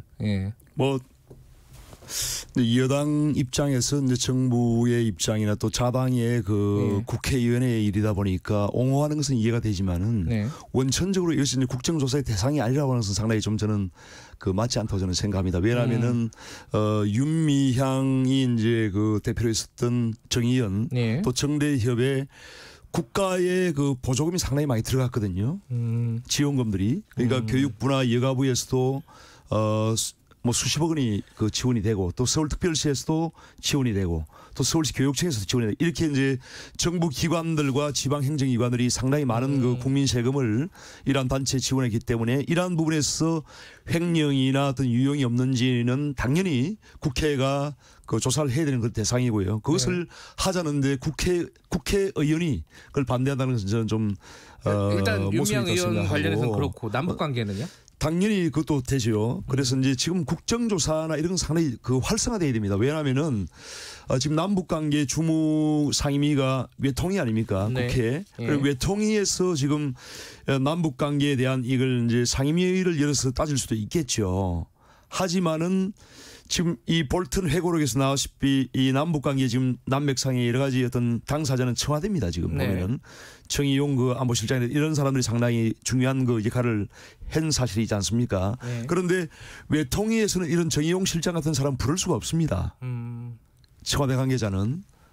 그렇기 때문에 이러한 것을 제대로 이러한 사실관계를 규명하고 따지기 위해서는 결국은 국정조사가 아니면은 이런 것을 할 수 있는 그런 방법이 없는 거예요. 그래서 윤미향도 지금 전 국민적인 그런 의혹을 받고 있고 어떤 횡령과 공금 유용의 그런 상당한 의혹이 있는 상황이고 또 지금 볼턴 회고록에서 보다시피 지금 정부의 그런 총체적인 난맥상이 좀 드러나고 있는 상황이기 때문에 이런 부분에서 당연히 국회가 국정조사를 한다는 것은 그 뭐 당연히 국회 존재 이유인데 그것을 부정한다는 것은 말이 안 된다고 저는 생각합니다. 저는 반대로 한 말씀만 드리면 한 말씀만요. 이게 그 국정조사로 가기 위해서는 상임위에서 이 현안을 따져봐야 되는 거예요. 그래서 이게 상임위 중심주의가 굉장히 국회가 중요하고 아마 상임위 중심주의라는 거에 대해서 윤영석 의원님 동의하실 겁니다. 자 그렇다면 그 시민단체의 보조금과 관련된 문제는 행안위에서 현안 질의를 충분히 하고 그다음에 그와 관련돼서 정부의 문제가 있거나 또는 뭐 지자체의 문제가 있는 게 드러나고 그다음에 이 외통위에서 충분하게 외교부 장관, 통일부 장관을 통해서 이런 정책 질의를 해서 누가 봐도 이거는 조금 더 확대된 국정조사든 아니면 뭐 청문회 같은 게 필요하다라는 공감대를 만드는 게 중요한 거죠. 그냥 정치공세적으로 무조건 국정조사부터 제안하고 오는 거는 그런 저희가 보기엔 정치공세로 보인다는 거죠. 이제 시간이 얼마 없어가지고요. 그 관련해가지고 윤미향 의원 얘기는 나중에 따로 하도록 하고 지금 이제 볼턴 회고록 뭐 남북관계 그걸 가지고 조금 더 얘기를 한두 마디씩만 더 들으면 될 것 같은데 이영석 의원님께서 지금 이제 볼턴 회고록으로 봤을 때 난맥상이다. 그게 구체적으로 어떤 뜻이에요? 결국은 이제 그 볼턴 회고록에 쓴 우리 정부와 관련된 그런 핵심적인 내용은 우리 문재인 정부가 결국 이중적인 그런 플레이를 했다는 겁니다. 이중적인 플레이했다. 그렇죠. 그러니까 이중적인 플레이를 함으로써 결국은 이 북한 비핵화 문제의 어떤 해결의 어떤 이걸 오히려 망쳤다라고 하는 그런 인식을 이제 강하게 피력을 한 것 같아요. 그래서 예를 들면 볼턴 회고록에서 보면은 문재인 대통령이 미국 정부에 대해서는 또 국제사회에 대해서는 북한의 어떤 비핵화를 함에 있어서 선비핵화 또 후제재 완화라고 하는 이런 원칙을 지지하는 입장을 표명을 여러 차례 했죠. 그렇게 해놓고 막상 또 북한에 대해서는 북한이나 중국 정부에 대해서는 비핵화와 제재 완화를 동시 상응조치를 하는 것에 대해서 또 지지하는 그런 식으로 이중적인 그런 입장을 내보였다는 것이죠. 그래서 이제 조현병이라고 하는 그런 어떤 심한 말까지는 썼는데요. 그래서 뭐 조현병이라 이런 말을 우리 대통령이 쓴 것은 상당히 기분 나쁘긴 하지만 어쨌든 이중적인 태도를 보였다는 것이 결국은 일을 더 어렵게 만드는 그런 걸 했다는 것이고 또한 2018년 그 싱가포르 6월달 싱가포르 회담도 결국은 미국 정부나 김정은의 그런 희망이 아니고 어떤 정의용의 그런 우리 문재인 정부의 어떤 희망에 따라서 됐다는 것. 또 하노이 노딜도 결국은 이러한 이중적인 어떤 플레이를 함으로써 결국 실패로 돌아갔다는 이런 것을 이제 지적한 거라고 알겠습니다. 저는 홍익표 의원님 여기에 관련된 반론 듣고 마무리해야 될 것 같습니다. 이중적 플레이. 도리어 저는 세 가지 말씀드리겠는데요. 매우 유감스러운 볼턴의 그 회고록입니다. 고위 관료를 지낸 미국의 관료가 그 내용을 자기의 일방적 주장으로 회고록을 썼는데요. 회고록이라 하더라도 회고록은 기본적으로 자기 입장에 쓰지만 다른 사람이 기억과 조합을 맞춰서 객관성을 높여야 되는데 그런 게 전혀 없었다는 거죠. 우리 이중적이라고 얘기하는데 이중적인 게 결국은 미국 정부입니다. 미국 정부 내용을 보시면 트럼프 대통령도 그렇고 만약 볼턴의 얘기가 맞다면 볼턴의 입장도 그렇고 결국은 북한과의 협상을 할 생각이 별로 없어요. 그리고 트럼프 대통령의 관심은 자기의 정치적 국내 정치의 남북관계나 한반도 문제를 희생시켰다고 보고 두 번째는 이 문제를 한국 정부보다 일본 정부하고 훨씬 더 볼턴은 조율을 해가면서 도리어 북한을 때리는 데 집중했다고 보는 겁니다. 그리고 마지막으로 한국 정부에 대한 미국 관료의 시각이에요. 저는 여기에는 한국 정부에 대한 지금까지 얼마나 한국 정부를 무시하고 있는지 저는 다분히 인종차별적 시각까지 깔려 있다 이렇게 보고 있습니다. 그래서 저는 볼턴은 한국에게도 매우 무례하고 미국 외교에도 상당한 부담을 준 정말 그 자격 없는 외교관이다 이렇게 생각합니다. 이중적 플레이라고 할 수 있는 거는 이제 시각이 완전히 다른 것 같습니다. 뭐 양쪽 입장을 들어서 노력을 했다라고 볼 수도 있는 거고 이중적 플레이라고 볼 수도 있는 거고 이 부분은 여기까지 다뤄야겠습니다. 더 얘기하면 재밌을 것 같은데 시간이 여기까지. 자, 두 분 고맙습니다. 네, 감사합니다. 감사합니다. 미래통합당 윤영석 의원, 더불어민주당 홍익표 의원이었습니다. 2부는 여기까지 하고요. 잠시 후 3부에서 뵙겠습니다. 일부 지역국에서는 해당 지역 방송 보내드립니다.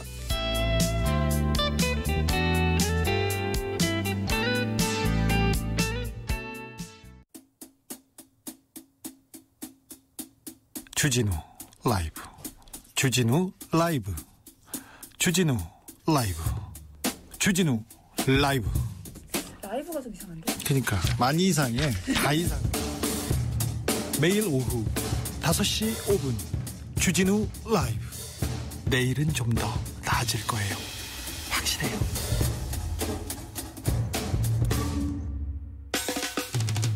오태훈의 시사본부. 오태훈의 시사본부. 오태훈의 시사본부. 오태훈의 시사본부. 오태훈의 시사본부. 오태훈의 시사본부. 평일 낮 12시 20분 KBS 44기 성우들과 함께 듣는 오태훈의 시사본부. 점심 먹고 시사 한입. 지금 시각은 8시 30분입니다. KBS.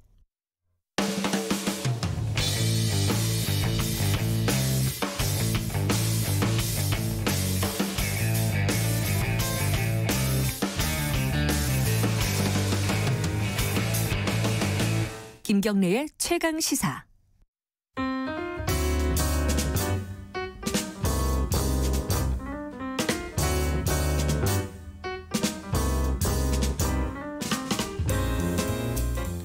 더 나은 미래를 위해서 오늘의 정책을 고민하는 시간입니다. 김기식의 정책 이야기 식스센스. 김기식 더 미래연구소 정책위원장 나와 계십니다. 안녕하세요. 예, 안녕하세요.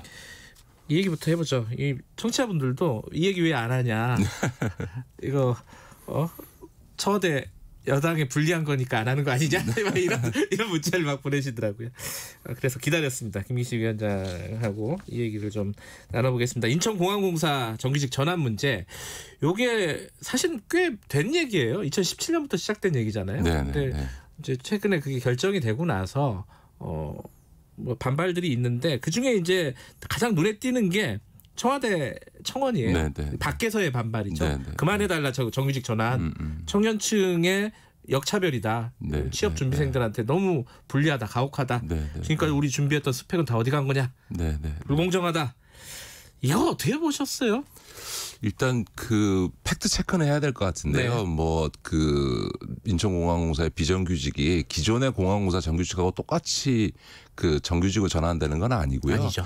별도의 직군으로 분류가 되기 때문에 임금 급여도 어떤 분이 허위로 올린 건데 뭐 5천만 원. 예, 5천만 원 내가 190만 원 받다가 한 400만 원 받게 됐다. 이렇게 허위로 올린 건데 실제로는 그렇지 않고 기존에 받는 거에서 한 4, 5% 정도만 임금 인상이 되는 거기 때문에 그거는 좀 오해인 것 같습니다. 그러나 이 청년들이 이런 반응이 이번 처음은 아니고요. 17년도에 문재인 정부 출범한 뒤에 정규직 전환 정책이 발표된 직후에도 그 청년들 사이에서 이런 좀 비판적인 그 우리의 취업의 기회를 뺏는다 이런 이제 문제제기가 나왔는데 그런 점에서 보면 현재의 청년들의 정서에 대한 좀 세심한 배려나 고려들이 좀 부족했던 측면도 있어 보이고 예를 들면 2018년도에 그 평창 올림픽을 앞두고 우리가 남북 관계 획기적 전환을 하는 데 있어서 남북 단위팀을 구성하기로 방침을 했는데 전혀 기성세대로는 상상할 수 없었던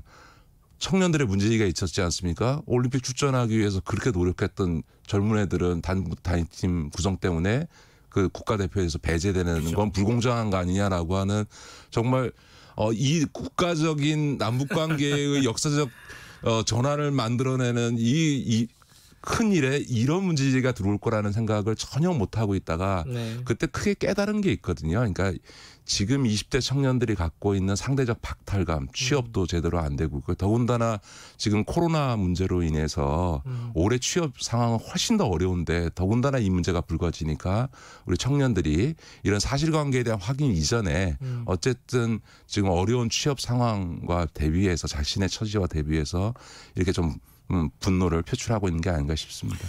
그건 이해는 되는데 저도 워낙 이제 취업 시장이 어렵고 어릴 때부터 그 취업 때문에 굉장히 고생들 많이 하잖아요. 요즘 애들 보면은 청년들 보면은. 근데 요번에 이제 인천공항서 같은 경우에는 이 정규직을 준비했던 사람들일 거 아니에요. 청년들이. 근데 보안 요원들 정규직화 한다고 본인들하고 그렇게까지 관련이 있을 것 같지는 않은데. 그러니까 저는 이제 그 청와대나 이제 공항공사의 그 설명 해명은 되게 합리적이긴 합니다만 우리 청년들의 감성하고 좀 다른 점이 있는 거죠. 저는 예전부터도 네. 이런 감성을 떠나서 정책적으로도요. 비정규직 정규직을 전환하는 것은 자리를 전환해야지 사람을 그대로 전환하는 방식은 굉장히 불공정 시비를 낳을 수 있다라는 겁니다. 왜냐하면 그 비정규직이라고 하는 게 이제 용역 회사의 직원으로 채용되는데 그 과정이라고 하는 게 그냥 아름아름 채용이 된 거잖아요. 근데 공항공사는 여러 직군이 있긴 하지만 어떤 직군이라도 공개 경쟁 입찰을 통해서 엄격한 심사 과정을 거치고 하위 직군조차도 네. 몇십 대 1의 경쟁을 뚫고 이제 그 취직을 하는 건데 그런 소위 채용 과정에서의 경쟁 과정 하나 없이 그냥 아름아름 채용됐던 이 소위 인천공항의 용역회사 직원이 그냥 또 아무런 과정 없이 그냥 형식적인 과정만 거쳐서 공항공사의 별도의 직군이라 하더라도 네. 정식 직군이 된다는 것에 대해서 소위 기회의 공정성, 기회의 평등함에 대해서 청년들이 문제제기를 하는 거죠. 그런 점에서 보면 비정규직 정규직 전환을 할 때 자리를 전환하는 것이고 사람에 대해서는 공개 경쟁 입찰을 하면서 기존의 비정규직에 대해서는 가산점 정도를 주는 방식으로 해서 정규직 전환 과정에서 기존에 있는 노동자들과 청년들 모두에게 공평한 기회를 주되 기존에 일해왔던 분들에게는 조금 더 인센티브를 주는 이런 방식으로 했었어야 되는 거 아닌가 그런 생각을 합니다. 지금 내부적으로도 좀 논란이 많이 있습니다. 네네. 그러니까 뭐 정규직 노조도 반대하고 있고, 네네. 그리고 비정규직 안에서도 여러 가지 이제 그 뭐랄까요 네네. 분화가 돼 있기 때문에 네네. 반대하는 쪽이 있어요.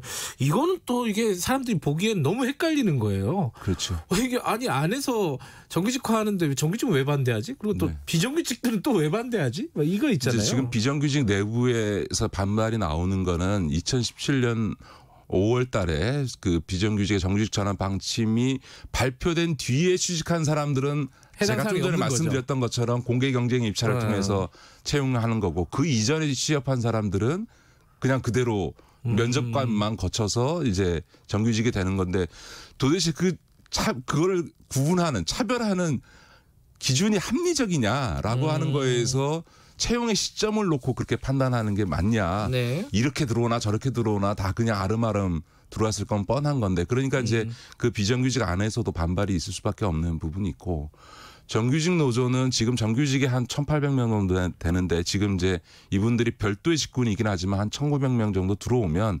지금이야 그런 이제 별도 직군화에서 낮은 임금을 동의하겠지만 일단 들어오면 노조의 주도권을 잡아서 사실은 이후에 노사협상 과정에서 그 직군을 폐지하거나 혹은 그 직군 하에 임금을 올리는 방식으로 해서 이제 처우를 올리게 되면 지금 모든 공공기관은 총량 임금제 적용을 받거든요. 그러니까 어느 부분에 임금 예산이 늘어나게 되면 기존에 있는 노동자들의 임금이 줄어들 수밖에 없는 이런 구조를 갖고 있기 때문에 이 부분에 대한 반발들이 생기는 거죠. 근데 그거는 뭐랄까 비정규직을 정규직으로 전환하면 어쩔 수 없이 발생한 일겠네요, 그죠? 그 부분은 이제 비정규직을 정규직으로 전환할 때 지금까지 정부가 취해왔던 과거 정부부터 쭉 취해왔습니다만 소위 그 공공기관의 임금 통제와 관련해서 일정하게 무조건 풀어줄 수는 없는데요. 약간 그 비정규직 정규직 전환하는 거에 따른 룸을 여유분을 만들어주지 않으면 결국 이게 기존의 정규직과 전환되는 정규직 사이에서의 일종의 그 정해진 파일을 놓고 벌어지는 노노 갈등을 낳을 수 있기 때문에 이 점도 고려돼야 되겠죠. 그래서 정부에서도 일정한 유연한 방침들을 밝히고 있는 것으로 알고 있습니다. 그러니까 아까 말씀하신 그 2017년 5월 12일 그 이후에 이제 입사한 사람들은 이제 경쟁을 통해서 들어갈 수 있는 거잖아요. 근데 거기서 좀 반발하고 있는 거잖아요. 그러면 거기서 떨어진 사람들은 이제 쫓겨나는 거 아니냐. 여기에 대한 대책도 있어야 되는 거 아니냐. 이것도 또 해야 되는 거잖아요. 그죠? 근데 그 점까지를 가게 되면 전 청년들이 더 반발할 거예요. 근데 사실은 우리 청년들 취업 면접만 뭐 10번씩 낙방하는 분들이 뭐 숱하게 많지 않습니까? 사실은 취업에 있어서의 어려움은 청년 모두에 공통돼 있는 건데 어떤 의미에서 보면 지금은 기존의 노동자들 채용됐던 비정규직 채용됐던 노동자의 기득권을 지키는 것에 지금 이게 집중돼 있는 거거든요. 저는 노조운동이나 노동운동 지도자들도 좀 깊게 생각해 봐야 된다고 생각합니다. 현재 노동운동의 지도자들이 다 저희 50대 세대들이거든요. 저와 같은 50대 세대의 지도자들인데 현재 세대들의 기득권을 지키기 위해서 미래 세대 노동조합의 미래 조합원들로부터 노조가 불신을 받게 되면 미래 노동운동의 동력이 없어지게 되지 않습니까? 그러니까 노동운동의 정신이라는 게 연대의 정신이기도 한데요. 그런 점에서 보면 현재 노동자들의 기득권만이 아니고 노동시장에 들어와 보지도 못한 이 청년들에 대한 고려를 해서 어떻게 이들도 받아들일 수 있고 기존의 노동자들의 기득권도 일정하게 보호할 수 있는 합리적 균형을 잡으려고 하는 태도를 노조가 취해야 된다. 그래서 제가 아까 말씀드렸던 것처럼 비정규직을 정규직으로 전환할 때 자리를 전환하면서 경쟁 입찰을 해줘야만 노동시장에 못 들어갔던 청년들이 그 과정을 이해하게 되고요. 다만 그 과정에서 그동안 몇 년 동안 일했는데 그걸 아예 없던 걸로 할 수 없으니 그동안 일했던 분들의 경력을 일정하게 가산해주는 가산점을 주는 방식으로 하는 정도는 우리 청년들도 받아들일 수 있는 거 아니냐. 그래서 저는 그런 기존의 기득권과 청년들 사이에서 어떤 균형점을 찾는 정책적 지혜가 필요하다. 그리고 청년들한테 자꾸 너희 오해하고 있는 거야 라고 얘기하면 청년들이 죄송합니다. 더 정서적으로 반발하게 되어 있는 거죠. 말은 합리적이고 맞는 말이지만 그렇게 얘기하면 더 반발할 수 있다. 그러면은 자 이제 인천공항공사가 굉장히 상징적인 곳이었기 때문에 비정규직의 정규직화 이게 이제 대통령이 처음으로 찾아가는 사업장이기도 하고요. 그 부분이 이제 이런 마무리가 되는 과정이 굉장히 껄끄럽지 않게 갈등이 막 빚어지고 있습니다. 앞으로 이런 사업장들이 많을 거 아니에요. 어떻게 해야 되는지 이게 중요한 것 같아요. 지금 2단계 비정규직의 정규직 전환가는 거의 한 80~90%가 됐습니다. 다만 앞서도 말씀드렸던 것처럼 전 노조운동 지도자들께서 어쨌든 비정규직의 제일 큰 문제는 고용의 불안정성이지 않습니까? 그러니까 한꺼번에 모든 걸 다 해결하거나 기득권을 너무 지키려고 하기보다는 자회사의 정규직 방식이 됐든 아니면 이런 직무급 도입을 노조가 허용해서 고용을 안정시키면서 현재보다는 처우가 낮아지는 정도 선에서 저는 자제해야지 이거를 너무 과도한 요구를 하게 되면 정부도 운신의 폭이 없어지고 오히려 노동시장에 못 들어간 이런 청년들의 반발이 강하게 제기되면서 결과적으로 노동운동이나 지금 현재 비정규직의 정규직 전환 과정에도 차질을 빚을 수 있다. 이런 점에서는 좀 이 지혜가 필요한 것 같습니다. 지혜가 필요하다. 그러니까 이게 노조 쪽에서도 이 합리적인 균형점을 찾으려고 노력을 하는 게 중요하고, 근데 정부 입장에서 그 비판을 어제 오늘 좀 많이 하더라고요. 어느 시점을 정해놓고 언제까지 몇 % 비정규직을 정규직화하겠다. 이러다 보니까 무리하게 진행이 되고. 그 아까 말씀하신 어떤 합리적인 균형점을 찾는 거를 포기하고 그냥 밀어붙이는 뭐 그런 어떤 정책도 좀 문제가 아니냐 이런 지적도 일부는 있더라고요. 그럼 5년짜리 단임 정부의 뭐 필연적인 겁니다. 그러니까 정부 초기 1~2년 안에 이거를 어느 단계까지 진입 못하면 정권 후반기가 하면 흐지부지 된다는 또 소리를 들을 수밖에 없기 때문에 정부로서는 그렇게 좀 목표 설정을 해서 시한을 두고 밀어가는 그것은 또 한편에서 불가피한 측면이 있습니다. 알겠습니다. 시간이 많이 갔는데 부동산 얘기도 간단하게나마 좀 할게요. 지금 6.17 부동산 정책 발표하고 나서 풍선 효과 또 벌어지고 있다. 못 잡는다. 시장은 또 정부 정책 위에 머리 위에 앉아 있다. 뭐 여러 가지 얘기들이 나오고 있는데 실제로 어떻게 평가하세요? 이건 약간 뭐 오바일 수도 있고 뭐 그러니까 김기식 위원장께서는 이번 정책의 핵심은 이제 법인이라든가 법인의 부동산 투자라든가 갭 투자와 같이 실수요가 아닌 그러니까 예를 들면 투기 내지는 재산 증식 목적의 이 주택 구입에 대해서 대출을 전면 금지하거나 하는 것과 같은 이런 부분에 이제 초점이 맞춰져 있고 더 나아가서 이제 토지거래 허가제 같은 것들을 이제 한 것이죠. 근데 이제 꽤 강력한 조치이긴 한데 문제는 이제 풍선 효과니 역풍선 효과니 하는 이런 게 나오는 게 이제 우리 정부의 지금 이 그 부동산 정책 일종의 핀셋 규제라 그래서 부동산이 이렇게 폭등하고 있는 지역을 딱 집어서 핀셋 대책하듯이 지역을 찍고 있는 방식이거든요. 그러니까 어느 지역을 찍으면 그 옆 지역이 올라가고 그래서 그 옆 지역을 다시 규제 지역으로 찍으면 또 그 옆 지역이 또 부동산 가격이 올라가는 이런 게 지금 반복되고 있는 겁니다. 그래서 제가 이 방송에서도 몇 번 작년에 말씀을 드렸지만 부동산 정책은 시장하고 정부가 게임하는 양상으로 가면 100%입니다. 그런데 이런 핀셋 규제를 하는 거는 실수요라든가 이런 점을 고려해서 정교하게 정책을 하겠다라고 하는 생각은 충분히 이해가 되고 또 옳은 측면이 있는데 이렇게 시장과 게임하는 양상이 벌어지고 있을 때 이런 핀셋 규제가 오히려 이런 게임을 강화하는 측면이 있습니다. 마치 두더지 게임 하듯이 튀어 오른 데만 때리는 방식으로는 이 튀어 오르는 두더지들을 어떻게 할 수가 없지 않습니까? 그런 점에서는 이제는 이런 핀셋 규제 방식보다는 수도권에 대해서 한시적으로라도 전면적인로 어떤 규제책을 내올 경우는 전면적으로 지역 전체에 대해서 수도권 전체에 대해서 한꺼번에 그 규제를 시행하는 식으로 해야만 이런 지역적인 풍선 효과를 혹은 역풍선 효과를 막을 수 있지 않을까. 그래서 핀셋 규제 방식을 좀 재검토해야 된다. 저는 그렇게 봅니다. 조금 그러면 이번 정책도 뭐 100% 성공이라는 건 있을 수 없지만 현실에서 어쨌든 성공을 거두기가 좀 쉽지는 않겠다라고 전망하시는 거네요.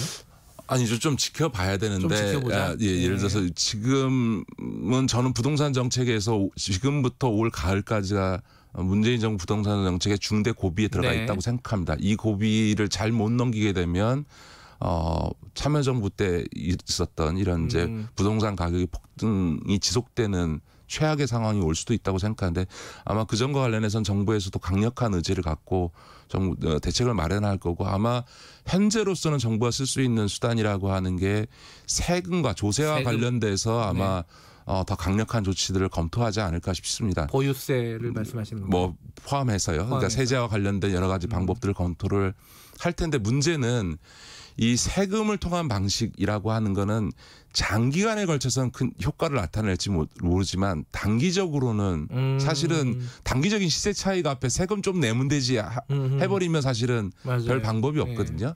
세금 감수할 수 있다 이렇게 생각해버리면 그래서 이게 이제 조세 정책이라고 하는 것이 부동산을 잡을 수 있는데 어느 정도 효과적일 거냐라고 하는 문제고 지금 제일 큰 문제는 부동산 상승이 계속 이루어지는 이유는 한마디로 시중에 돈이 많이 풀려 있기 때문입니다. 근데 이 많이 풀린 돈이 저금리가 유지되다 보니까 은행에 있지 않고 자꾸 이제 최근에 동학개미 운동의 한 배경은 시중에 넘쳐나는 유동자금들이 소위 이익을 얻기 위해서 투자 이익을 얻기 위해서 증권시장에 뛰어드는 측면이 있는데 지금 이미 주가지수가 그 코로나 이전으로 회복되다 보니까 자본시장 안에 모여 있었던 이 유동자금이 다시 부동산 쪽으로 움직여지면서 생겨나는 문제가 있는 거거든요. 그래서 이 돈의 흐름을 차단하는 이런 좀 적극적인 금융 내지는 거시정책이 쓰여지지 않으면 이 부동산을 잡기가 상당히 어려울 수 있다. 이 말씀을 좀 드리고 싶습니다. 더미래연구소에서 정책 보고서를 빨리 하나 내셔야겠네. 알겠습니다. 여기까지 듣겠습니다. 고맙습니다. 네, 고맙습니다. 지금까지 김기식 더미래연구소 정책위원장이었습니다. 김경래 최강시사 듣고 계신 지금 시각은 8시 47분입니다. 이 시각 교통정보입니다. 서울 시내 돌발 상황이 많습니다. 노들로 한강대교 성산대교 방면으로 양화대교 부근에서 발생한 화물차 사고는 아직도 처리 중입니다. 노량진 수산시장부터 밀리고요. 강변북로 일산 방향 영동대교 부근 5차로에서도 사고를 처리하고 있습니다. 이 여파로 구리시계부터 막히고요. 이후에 한남대교와 마포대교 사이에도 차가 많습니다. 올림픽대로 공항 방향 정체는 강동대교부터 영동대교, 다시 한남대교부터 고장난 버스가 있는 동작대교 쪽으로 살펴지고요. 이 사이 반포대교 부근 3차로에서는 사고가 있어서요. 주의해서 지나셔야겠습니다. KBS 교통정보센터에서 임초희였습니다.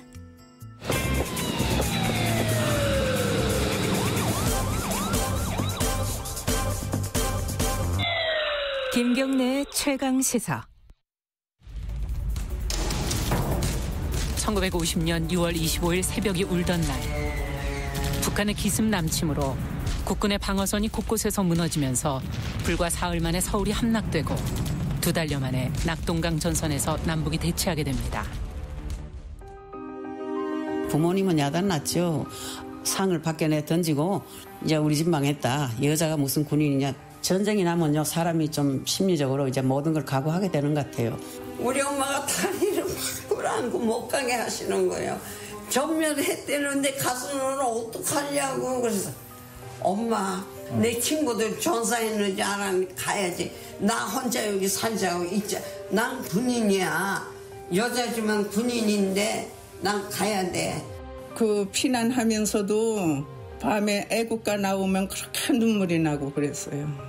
나라가 얼마나 소중하다는 걸 알았죠. 그래서 나라 위해서는 무엇이든지 할 수 있다는 이제 그런 각오들을 하고 저요 하고 그냥 손 드는 거예요.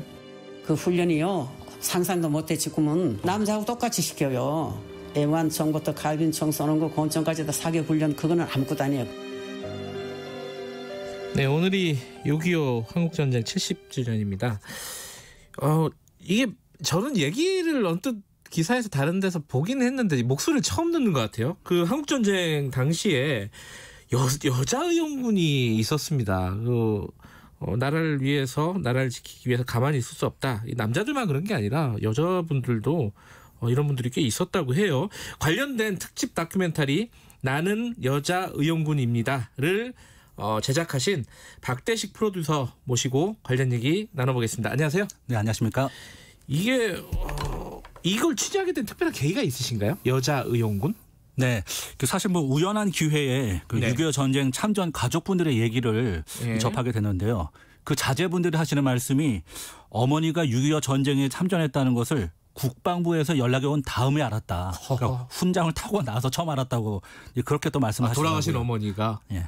그래서 그동안 누군가의 이제 어머니로 또 아내로 또 주부로 이제 살아오시면서 자신의 참전을 자신만의 기억으로만 담고 알리지 않으신 거예요. 이런 분들이 좀 적지 않으실 수 있겠구나 생각이 좀 들었고 네. 더구나 이미 70년이 지난 세월이지 않습니까? 네. 대부분 이제 8, 90 고령이시기 때문에 더는 늦출 수 없겠다는 생각으로 취재를 시작하게 됐고요. 네. 사실 뭐 이 국난의 위기 속에서 분연히 일어났던 것이 뭐 남학생만 있었던 건 아니지 않습니까? 상식적인 어떤 그런 질문, 호기심도 작용했고요. 특히 일제 강점기에 치열하게 독립운동 펼쳤던 우리 또 여성 독립운동 지사도 있었고, 네. 또 뭐 멀리 가지 않고 최근 코로나19라는 그 새로운 전쟁터에서도 바로 국민의 생명과 안전을 지키기 위해서 나선 여성 간호장교들의 헌신을 그렇죠. 저희 모두가 또 확인하고 있지 않습니까? 그래서 사실 6.25라는 그 전쟁사에서도 분명 의미 있는 그런 흔적과 기록이 있을 것이라는 확신이 있었고 실제 또 그러했습니다. 이게 한 몇 명 인원이 추산이 되나요? 여자 의용군? 네. 이게 여군. 그렇죠. 이 국방부에서 편찬한 그 자료에 따르면은 사실 뭐 2,400여 명 추산한다고 하는데요. 네. 그런데 이제 제가 이번에 제작하게 되면서 이 군번 없는 여자 의용군 이런 분들, 여자 유격대, 또 사단별로 뽑은 인원들, 또 자원한 여자 학도 의용군. 그래서 이렇게 발굴되지 않은 분들 포함하면은 훨씬 더 많은 분들이 참전할 것으로 지금 볼 수 있겠습니다. 근데 여자 의용군이라는 단어가 좀 낯설어요. 네. 여군 이런 말은 많이 쓰는데 그렇죠. 이 여자 의용군하고 여군하고 좀 다른 거예요. 그래서 뭐 여군이 좀 더 포괄적인 개념이라 볼 수 있는데요. 네. 사실 뭐 정규군이라는 그런 측면에서는 그 개념이 크게 다르지는 않습니다. 다만 누가 최초냐 이런 논란이라든가 접근보다는 여자 의용군의 그 남다른 그 창설 배경이라든가 그 각각의 의미를 좀 찾는 것이 더 중요하다 이런 생각이 들었고요. 굳이 저도 이번에 뭐 최초 여군은 무엇이냐 좀 알아봤더니 굳이 이제 시간대별로 구분을 짓자면 사실 여자 항공병 그게 먼저고 그다음에 여자 배속 장교, 여자 해병, 그다음에 육군 여자 의용군 뭐 이런 순으로 보시면 될 텐데 사실 이번 다큐멘터리 이제 일부 같은 경우에는 육군 여자 의용군을 중심으로 담았다고 보시면 되겠습니다. 이분들이 약간 70세, 80세 뭐 이런 분들이 그러면 당시에 전쟁 당시에는 몇 살이셨던 거예요? 그렇죠. 이 당시 여자 의용군 1기생의 지원 자격이 이제 만 18세부터 한 25세 미혼 여성이었으니까 여기에 이제 70년 지났으니까 70을 보태면 최소 연세가 지금 88세 이상이 되시는 거죠. 그러네요. 그렇죠. 6사단 여자 학도병으로 참전하신 할머니 경우에는 고1 때 참전했으니까 34년생이셨거든요. 86세셨고 여자 유격대를 참전하신 분은 14세 나이로 유격대 연락병을 참전하셨는데 현재 82세 고령이십니다. 사실 이미 돌아가신 분도 많으셨고 또 지병으로 누워 계시거나 또 요양원에 들어가 계신 분도 계셨고요. 또 코로나19 여파로 만남을 다음으로 미룬 분도 적지 않았습니다. 이게 사실 제일 궁금한 게 이분들이 전쟁을 할 때 1950년대는 굉장히 여성들의 지위가 지금보다는 사회적인 지위가 이제 열악했을 때잖아요. 사회적인 참여도 자유롭지 않았고 어떤 마음으로 아까 막 밥상 집어던지고 했다 그러잖아요. 부모님들이 나간다 그러니까 어떤 마음으로 그 어려움을 뚫고 입대를 하신 건지 그 얘기를 들으셨을 거 아닙니까? 어땠습니까? 그렇죠. 어떤 얘기를? 앞서 증언에서도 잠시 확인하셨습니다마는 나라가 바다에 빠져 사라질 위기였거든요. 그러니까 그 피난길에 오르면서도 이 참혹한 전쟁의 참상 또 죽음을 목도했기 때문에 어린 여고생, 여중생의 마음가짐이 그 각오가 남달랐습니다. 여중생도 있었어요? 그렇죠. 아이고. 그 여자 의용군 모집이란 전봇대 표를 보고 주저하지 않고 달려간 여학생이 많았는데요. 그 당시 여자 의용군의 그 지원 배경, 당시 모집 상황 잠시 한번 들어보시죠. 이 비상난국에 아들이 있는 사람들을 다 군대에 보내는데 우리는 딸만 있으니까 여자지만은 한 사람이라도 군에 가야 되지 않냐. 그런 애국심 같은 게 좀 있었어. 그 어린 나이에. 그래서 가면은 영원히 이별이 될지도 모르잖아요. 그때 전국이 막 우리가 밀려 내려올 때니까 한참 그냥 부산까지 밀려가는 그런 방국이니까. 피난 나가지고 우리 또래들 다 거기에 들어갔어요. 왜 들어갔냐면 다시 이북으로 들어간다고 고향 향토 사수한다고 그러면서 이북 들어간다니까 안 할 수가 없어요. 20살 때니까. 그래가지고 평북부에 들어가가지고. 네, 그래가지고 칼빈총 다 할 줄 알아요. 칼빈총 한 대씩 주가지고.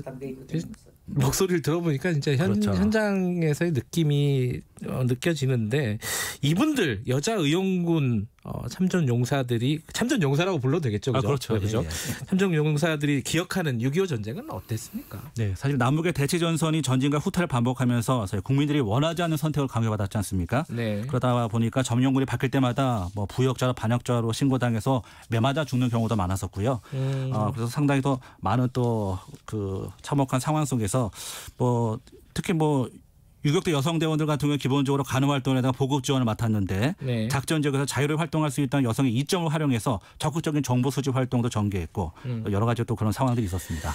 이게 아까도 잠깐 비슷한 말씀 언급하셨지만 6.25라는 게 그 기록이 남성 위주잖아요. 네네. 이제라도 이런 여자 의용군을 재조명하는 건 어떤 의미가 있다 이런 생각이 드셨나요? 네, 많은 분들이 잠깐의 기억이 참전이 무슨 의미가 있을까 자랑할 일이 없다고 생각하시는 분들이 계시는데 그래서 재조명이 안 되고 발굴 안 되는 일이 일어나는 것이 사실 여성의 역사를 기록하는 일에서 공통적으로 많이 일어나는 일이라고 합니다. 여자 의용군을 비롯한 여성 참전자들의 희생을 발굴하고 남김없이 기록해 두는 것이 진정한 6.25 전쟁 역사의 완성이라고 생각이 드는 그런 시간이었습니다. 알겠습니다. 자, 6.25 전쟁 특집 다큐멘터리 나는 여자 의용군이다. 오늘 내일 오후 3시 30분 KBS 1라디오에서 들으실 수 있습니다. 챙겨 들으시고요. 오늘 박대식 프로듀서 고생하셨습니다. 네, 맞습니다. 김경래 최강시사 오늘 여기까지 하죠. 내일 아침 7시 20분 다시 돌아오겠습니다.